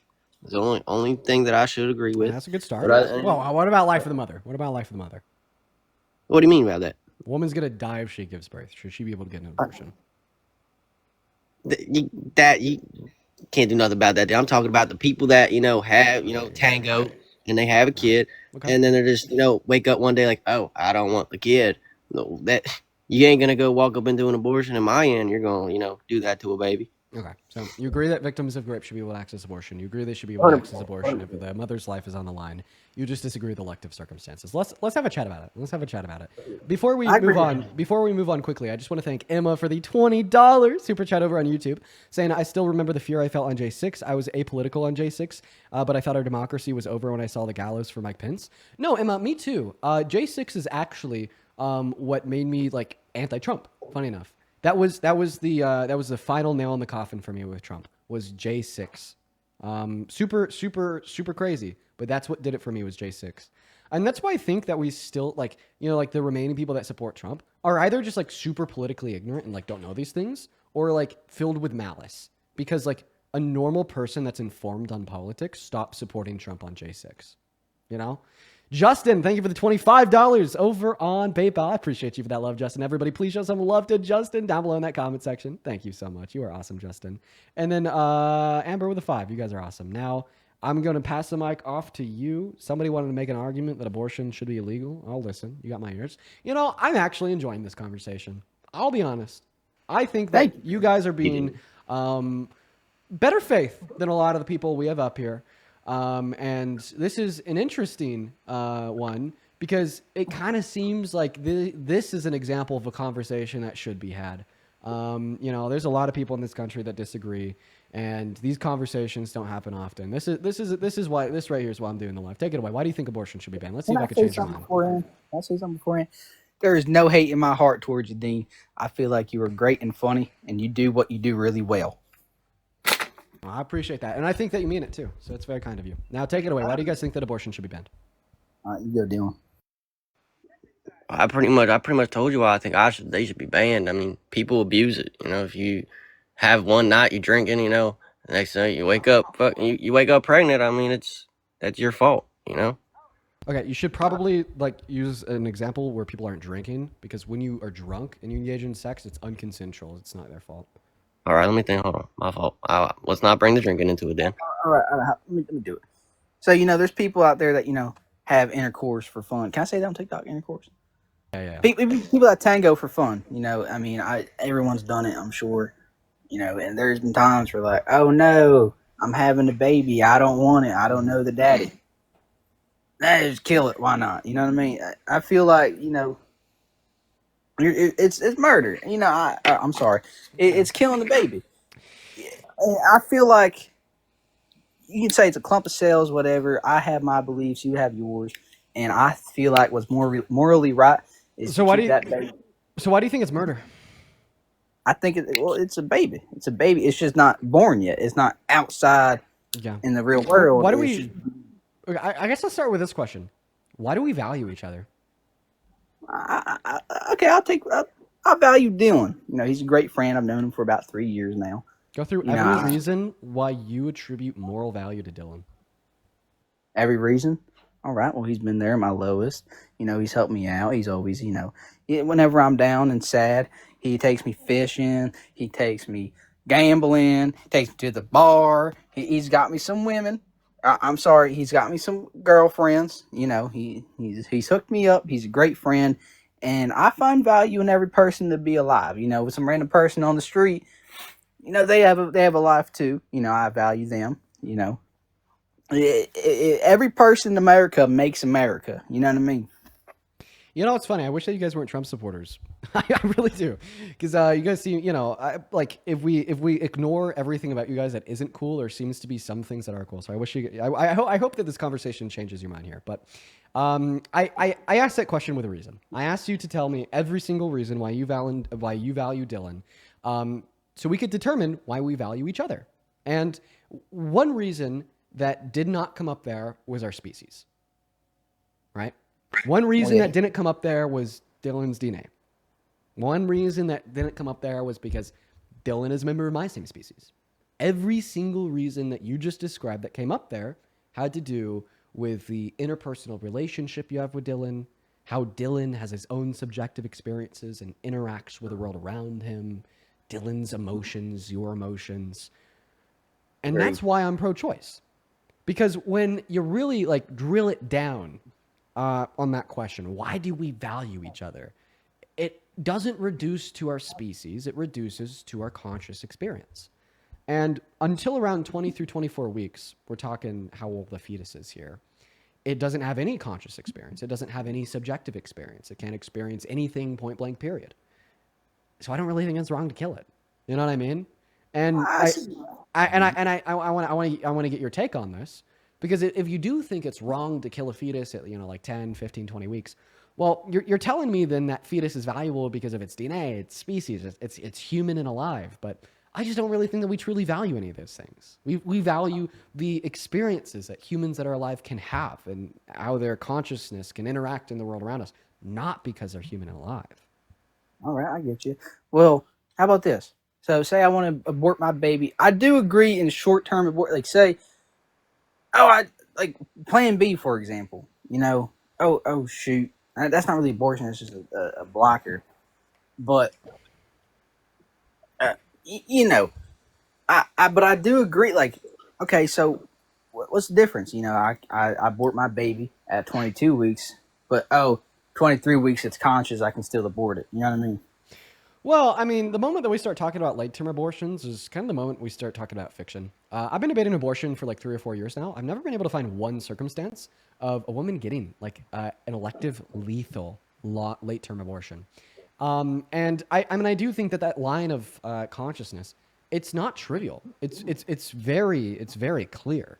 There is a moment when the thymocortical connections connect to our prefrontal cortex, and we have the ability to deploy low levels of subjective experiences in the womb, right? And Hey, before can that I'm moment, sorry. we're nothing more than a growing meat bag. And I just don't think that we value meat bags. We don't. Like brain dead patients. Think about it. They have no cognitive function. They never will again. The only reason they're alive is because of life support. Okay? Is a doctor doing anything wrong when they take that brain dead patient off the life support because their family member asked them to? No. Like, that's not murder. If you act like it is, you're being hyperbolic. You're lying, right? Why? What's the difference between the brain dead patient and us? It's because they don't have subjective experiences and they never will again. Okay? Fetus, no subjective experiences. They've never had them before. Sure, they will in the future, but they definitely won't if you abort them. So I don't think you're doing anything wrong. All right. Well, I want to go back to a point you said earlier. You said we don't value DNA, all that, but why take that away from something that could happen? Yeah, being alive is a beautiful thing. You agree with that? I know you. But why take that away from someone? Okay, it doesn't matter if they're born or what you drop there, dude. My guitar. Oh, you play guitar. All right. Play some Everlong when we're done with this. I'll just. Everlong. I'd have to do it at some drop D tuning. But I bet I can. Drop a D. Yeah, drop that D. drop that D. Okay. All right. You like the strings yourself? Go ahead. Yeah, what was I saying? I have ADHD. I'm all over the place right now. So why take that away from someone? Yeah, I'm saying someone because I believe that fetus is a human, right? Like you said, human DNA. Why aren't they human? Why take that away from some? Why take life away? It's a beautiful thing. It's amazing, and I get what you're saying about taking someone off of life support. But honestly, something happened to me. I wouldn't want my family to take me off life support because I believe life is so beautiful and I want to stay alive for as long as I can. I don't care if I'm 200 years old, on my deathbed, struggling to breathe. I want to be alive because what if there's no afterlife? You know what I mean? Okay. I want to savor every moment on this earth. Well, I want to go front to back there. Let's start with the brain dead patient comments. So if you were brain dead, you would want to indefinitely stay on life support forever. I don't know why you'd want to do that. Fine, that's valid. Okay, to each their own. Do you think that you should be able to force other people to hold that same perspective? I see where you're going with this. No, not really. Right. So that just goes back to the whole individual choice to each their own pro-choice worldview. And then to the first comment saying, well, the fetus is going to have those subjective conscious experiences in the future and whatnot. Okay, they will. And, your question there, well, they're going to have them in the future. Why would you take that future away from them? That's something that kept me pro-life for a long time. Until I realized that there's many more actions that will take a potential future of a potential person away that we don't think are wrong. Condoms do that. Maybe if my dad was wearing a condom when he was engaging in intercourse with my mother on the night of my conception, I wouldn't be here today. If he was wearing that condom, he would have taken this life away from me. Would it have been wrong for him? No. You know what I mean? Like, if my mom was on birth control, she would have taken this life away from me. Would that have been wrong of her? No. If my dad pulled out, he would have taken this life away from me. Would that have been wrong of him? No. It's just like, I think that there's like so many different actions that can take potential future lives away from potential future people. And we don't think any of them are wrong. So why would our position be any different for abortion? I understand where you're going with that, Dean. I think the same exact thing. What if my mom never did it with my dad? I wouldn't be here right now. But I'm sure as hell grateful that she did. You know what I mean? But it's not wrong to use a condom, right? That it's just, it's not wrong at all. I feel like that's a fair perspective. We can agree there. We can. It's not wrong to do those things, but if this potential future of a potential future person actualizes, it's fine for them to say that I'm grateful I exist. For instance, I have a 7-year-old nephew, and the only reason he is alive is because his biological mother, say that with a vindication in my heart, because there's a lot about her I don't like. That's personal. I won't get into that. His biological mother was to, I don't even know if I had to say this TikTok safely. She was on DRUGS, and she missed her abortion appointment, right? Yeah. And I think if she got that abortion, in retrospect, I'd be like, oh man, that'd be so sad because then my nephew wouldn't exist. And I'm so grateful he exists. I love him so much.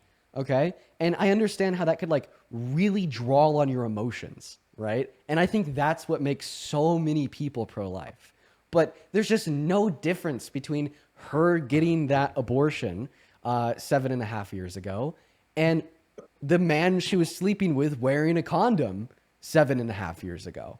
Like, we have to be able to discern things rationally here and not with our emotions, especially because it concerns so many real people, women and girls, and their access to abortion in their lives. Like, I understand, like, we're men.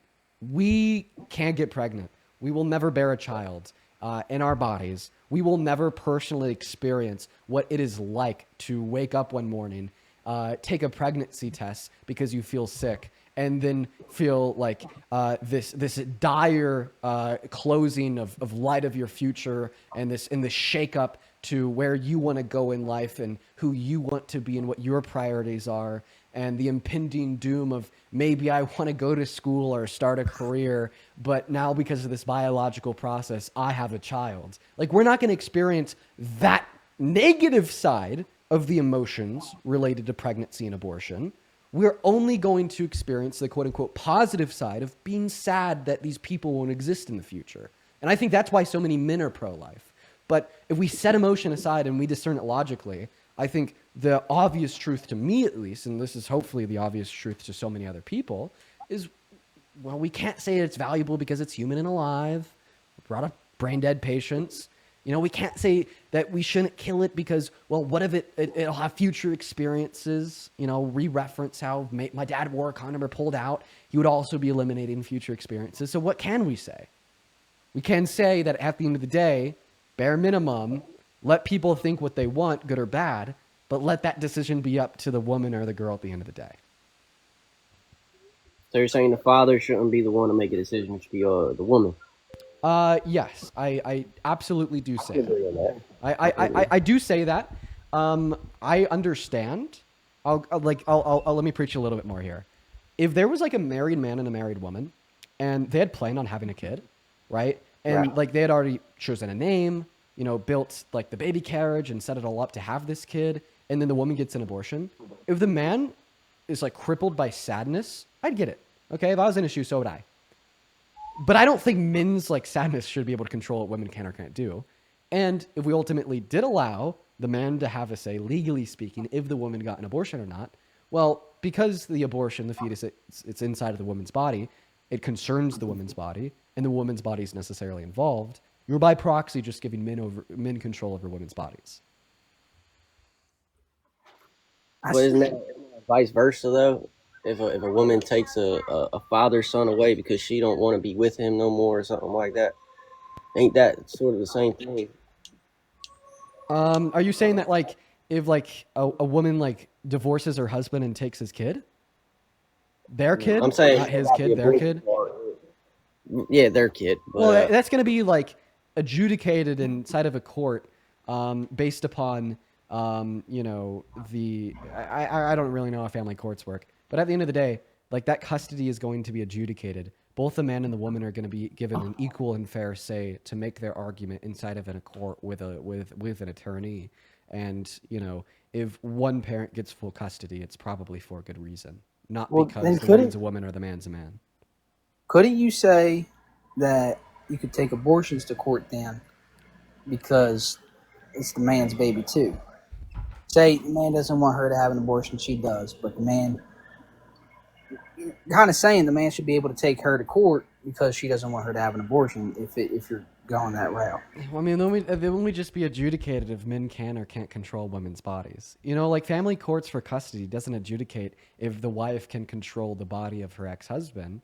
It's just if the kid is going to have a better life if they only grew up with their mother compared to both their mother and their father. Like family courts aren't about the man and the woman. The family courts aren't about the mother and the father. The family courts are about like the survivability and the health of the child. You know, if like one parent gets full custody over a kid, right? It's not because of like parent, right? It's not because the mom's a woman. It's because it's what's best for the kid. Yeah. Right? And we're only really concerned with what's best for the kid because they're already living in this world. They have a conscious experience. They can interact with the world around them. They have these attributes that we value. but the fetus doesn't have any of those. Like, I don't think we could even say, well, what is best for the fetus? Because best is like relative index to one's well-being. And I feel like a well-being is going to be like a confliction of like thoughts, desires, wants, needs, etc. Okay, well, you can't have that unless you have like a conscious experience and an ability to interact with the world around you. Like a rock doesn't have a well-being. Like bacteria cells don't have a well-being because they're not people with subjective experiences. But neither is a fetus. So a fetus doesn't have a well-being. And because a fetus doesn't have a well-being, it doesn't make sense to say what's best for the fetus, because that's just a term relative to one's well-being. All right. I'm sorry. Can I switch the subject for just 1 second? Okay, I want to ask you first before I say this. Do you feel like there's any hatred in this conversation that we're having right now? No, it's actually one of the best conversations I've had in a long time. I'm really enjoying this. All right. Yeah, no hate here. No hate. And remember how I said I don't like the Democratic Party? Yeah. You said no? I remember when you said that, yeah. Okay, yeah. Remember how I said there's a lot of hatred on that side? I think that there's a lot of hatred in people, period. And I think that No, more of that there hatred is. materializes in a harmful way to people on the right. But I'll let you finish. All right. With my personal experience, I've let people that voted the Democratic people in my life, you know, and I know other people that have done that are conservative. Me and Dylan are receiving a lot of hate in the comments right now. You know, I'm seeing a lot of negative comments, and I have not said a single rude thing to you or your fan base here. Well, the beliefs that you've been like advocating for, that you hold to be the case, like denying, like saying that you don't think women and girls should have access to abortion, like, I'm not gonna lie, that is an incredibly harmful belief. I think that women and girls not having access to abortion is like number one priority for me right now of what is the most pressing issue in America. And that gets into like a whole other conversation on how I think that a woman's right to choose access to abortion is a human right. So like, obviously people are going to get like very like pissed off and upset when they hear somebody saying that they support denying this right. But like, I'm being really respectful to you because like I've like self-assumed by my own choice to debate these things and to try to convince and change minds. And like being super vindictive of you or being cutthroat, especially when you guys seem good faith, is just not a good way to change your mind, right? But like, obviously, you know, the comments that you see on the live stream are just like real people voicing their real frustration, not specifically to you, but towards everybody that has held these beliefs historically, holds them today, and the real harm and impact that's had on millions of women and girls. I do understand that, but it's all about respect. Like, they were coming at me personally earlier, making fun of my TikTok post. You know what I mean? Well, I think that was because of a misinterpretation, and I think that we cleared that up. Yeah, we did. But I watch your lives every now and again. And I've seen it a couple times where they're like, "Oh, that guy, he's so ugly. He's so this and that." But I mean, listen. But like, how about this? The whole time I've been combating like the views of the right, MAGA and conservative, so far in this conversation, have I once referenced hateful people on the right? No. Okay. Maybe not. A hateful person on the right shot a BB gun at me and my girlfriend while we were driving. A hateful person on the right sent me my own address. Hateful people on the right have found the name and picture of my sister and said that they were going to rape her. Hateful people on the right have sent me like death threats, 50 to 100 every single day. One hateful person on the right literally wrote a song about how they wanted to come to where I live, hide under my car, slice my Achilles tendon, take me, gut my intestines, put me on a wall, grate me, and kill me. I mean, hateful people on the right have done a lot to me, right? And I mean, I haven't mentioned that once, you know, this whole conversation. So I don't know, a couple TikTok comments here and there from quote-unquote hateful people on the left. Maybe there's bigger issues to focus on. Feel free to unmute, by the way. I just muted you because of your background noise. yeah, easy. I get where you're coming from, but I'm just saying, you know, I'm very sorry all that happened to you. I did hear about the BB gun incident. That's very screwed up. But I'm just saying that's where my argument comes from, because from my personal experiences, I know you have her personal experiences too. I see more hatred on the left side than the right. Because you're on the right. I guess you could say that. Like, come on. It's obvious. Obviously, you see more hatred from the left than the right because you're on the right. I guess you could say that, but Right? I mean, I guess you could say that because there's no way of me proving of what I see to you. You know what I mean? No. Like, I fully believe that you see more hatred from the left than the right. Why would people on your side hate you? That is true. No, I'm not saying towards me. I'm saying toward each other. Towards each other? Yeah. I know plenty more people who've had respectful conversations with people on the left trying to change their views. Okay. I think that this is probably just like an instance of isolation. I think if I snapped my fingers and I made you all knowing and you had access to all information surrounding all encounters of people on the left and the right at all points in time, your mind would be very quickly changed. And this is likely a case of confirmation bias. Okay. Right? Because think about it. Like you're like even on social media, like your algorithm is going to be fed content that would play into what you want to see. Right? And like you probably have like a bias towards seeing liberal owned conservative God. And I wouldn't even doubt it if like you've seen like a bunch of clips on your For You page of like out of context clips of like me going off and being seemingly hateful to conservatives. I seriously wouldn't doubt it if you've seen like a clip or two of those on your For You page. But am I really like that? No. You know, is there usually context to explain why I can be like that to some people in some circumstances? Sure. Right? What does this amount to? Confirmation bias. Right? And then also you have to consider here that, at least from my perspective and the perspective of many others, that there is a lot of beliefs on the right that like fully deserve like to be ostracized, fully deserve to be hated, fully deserve to be outcasted. And like maybe like the beliefs that you've shared so far in the live, it hasn't been there like 100% with every belief that you've shared, but there's like plenty of people where it does apply.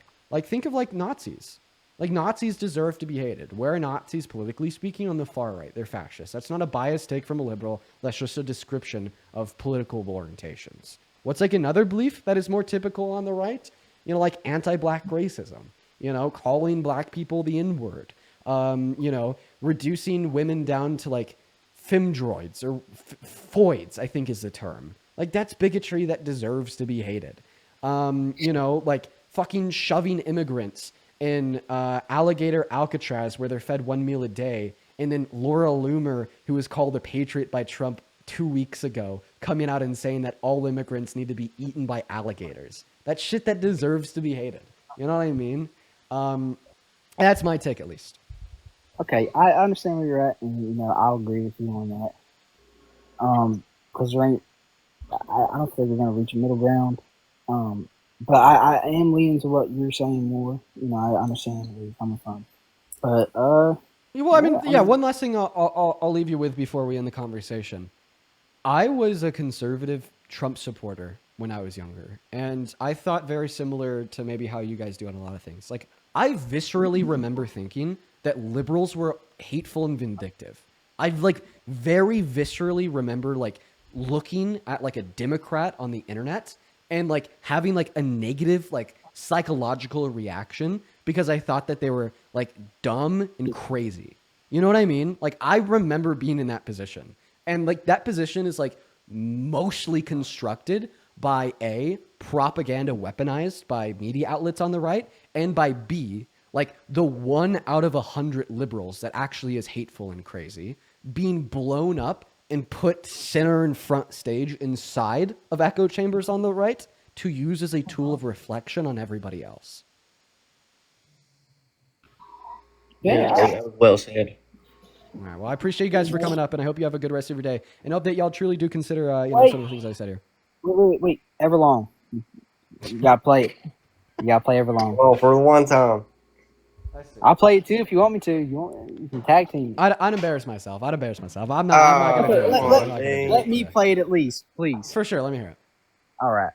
I hope my guitar isn't shot, dude, because I don't feel like tuning it because I need it. All right. find my cord. Where's my cord at? While he's looking for that, there's a handful of people I could thank. Aladia, thank you so much for the $50 over on YouTube Super Chat. Aladia, I really appreciate that. That's incredibly kind of you. Let's get 500 Aladia chats down below, W's down below in that comment section. Aladia says, what in the diabolical universe? OMG, I'm so sorry, Dean. Oh, yeah, you're probably referencing all the shit that, like, the people on the right have done to me. Yeah, it gets even more crazy than that. There's a lot that I, like, don't share on the internet for, like, particular reasons that I also won't share on the internet that gets even worse. But I appreciate you for the love, Aladia. Show some love to Aladia down below. As well as Phantom, I appreciate you for the $10 over on YouTube Super Chat. That is incredibly kind of you. Kaylin, 23 minutes ago with the $20 over on Venmo, saying thank you for tirelessly defending women's right to reproductive health care. I had an abortion in my 20s, and I know without a doubt it was the right thing for me at that time, and it makes me sad that women in their 20s today have less rights than I did at their age. 110%, Kaylin. I really appreciate you for the message, as well as the $20. Show some love to Kaylin down below. And then Javier with the $10. I appreciate you. Javier says, your lives are legit something I've come to look out for on the daily, and when you and Parker aren't live, it sucks. Also, J6 was awful. Was an awful 16th birthday present. Dude, is your birthday J6? I'm so sorry. Dude, how unfortunate. How truly unfortunate. I appreciate you guys so much for the love. Let's see if there's anything on PayPal here real quick. And then also quickly, Haley, thank you for the $10 over on PayPal, saying you inspired me to speak up about living in the USA. I appreciate you for the love, Haley. Thank you so much. That's all. All right, Kev, you ready to kill it? I'm all set up. Let's hear it. All I ask for is an unbiased opinion in the chat. I'm not a Trump supporter. I'm not a Kamala supporter. I'm nothing. I'm just a human being playing some Everlong. I need everyone's honest opinion. No, they're not going to give you that. They're not going to give you that. I'm just asking. Maybe I'm off chance. But here we go. Can you guys hear it? Can you hear that? Yeah, no, we can hear it, man. All right.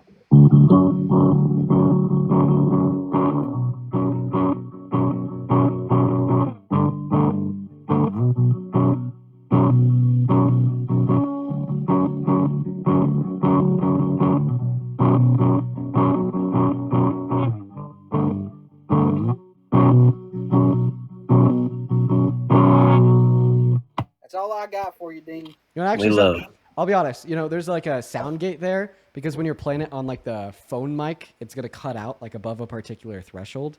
But you know, like if I were to like, you know, hit a chord on like my like professional mic, you could hear it super like clearly and whatnot.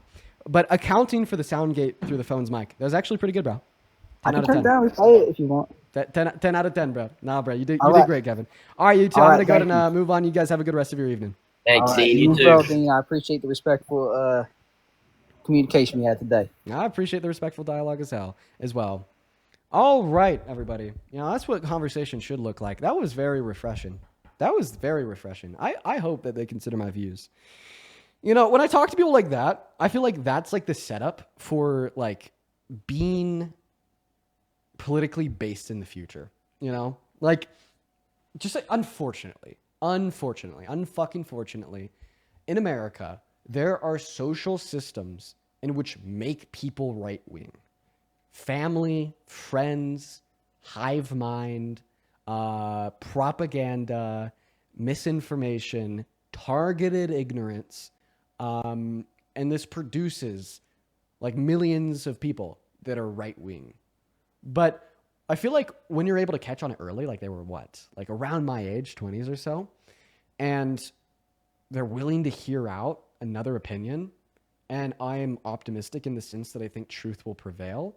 And when I hear somebody, and when I meet somebody and I talk to somebody that is allowing that possibility in, you know, I think in the future, you know, they could get things right. And I'm really hoping that they do. So, I mean, if you two are still listening, please consider, you know, a lot of the things that I said and continue to do your research, you know, because there's a lot that I didn't say that is probably also relevant to you, especially on like racism, for instance. We didn't even like get to racism there, but I feel like if we were, like we've all heard shit that like we vehemently disagree with. You should open up your mind there too, and explore these concepts a little bit more. Anyways, for everybody watching the live, we have been on for 5 hours. I typically only run these streams for 4 hours, but I was just having such a good time today. 1 second. Okay. Before we hop off, I do want to thank Megan for the $50 super chat over on YouTube, saying I need to hit my anxiety pin after this. Bro, me too, Megan. Thank you so much for the $50, Megan. You're awesome. Show some love to Megan down below. And for everybody else, I'm going to go ahead and hop off for the evening. Mr. Parker is going to be on doing debates here in 17 minutes. So if you're still in the mood for more debates, here in 17 minutes, Parker will be on, and that'll be great. But we've run an hour over. So now we're going to hop off now. I love you all. I will see you all tomorrow on your way out. If you haven't already, make sure to hit that follow button. Today is actually like one of the most enjoyable streams I've had in a long time. I won't lie. You know, there's a handful of bad eggs, like that dude that said he loved Hitler. I'm going to be thinking about that for a while. And I'm sure like probably many more that my subconscious has already, made me forget. But, you know, overall, I think that there's a couple good conversations today. I'm going to go ahead and end. I love you all. Parker will be on in 16 minutes and see you tomorrow. Bye-bye.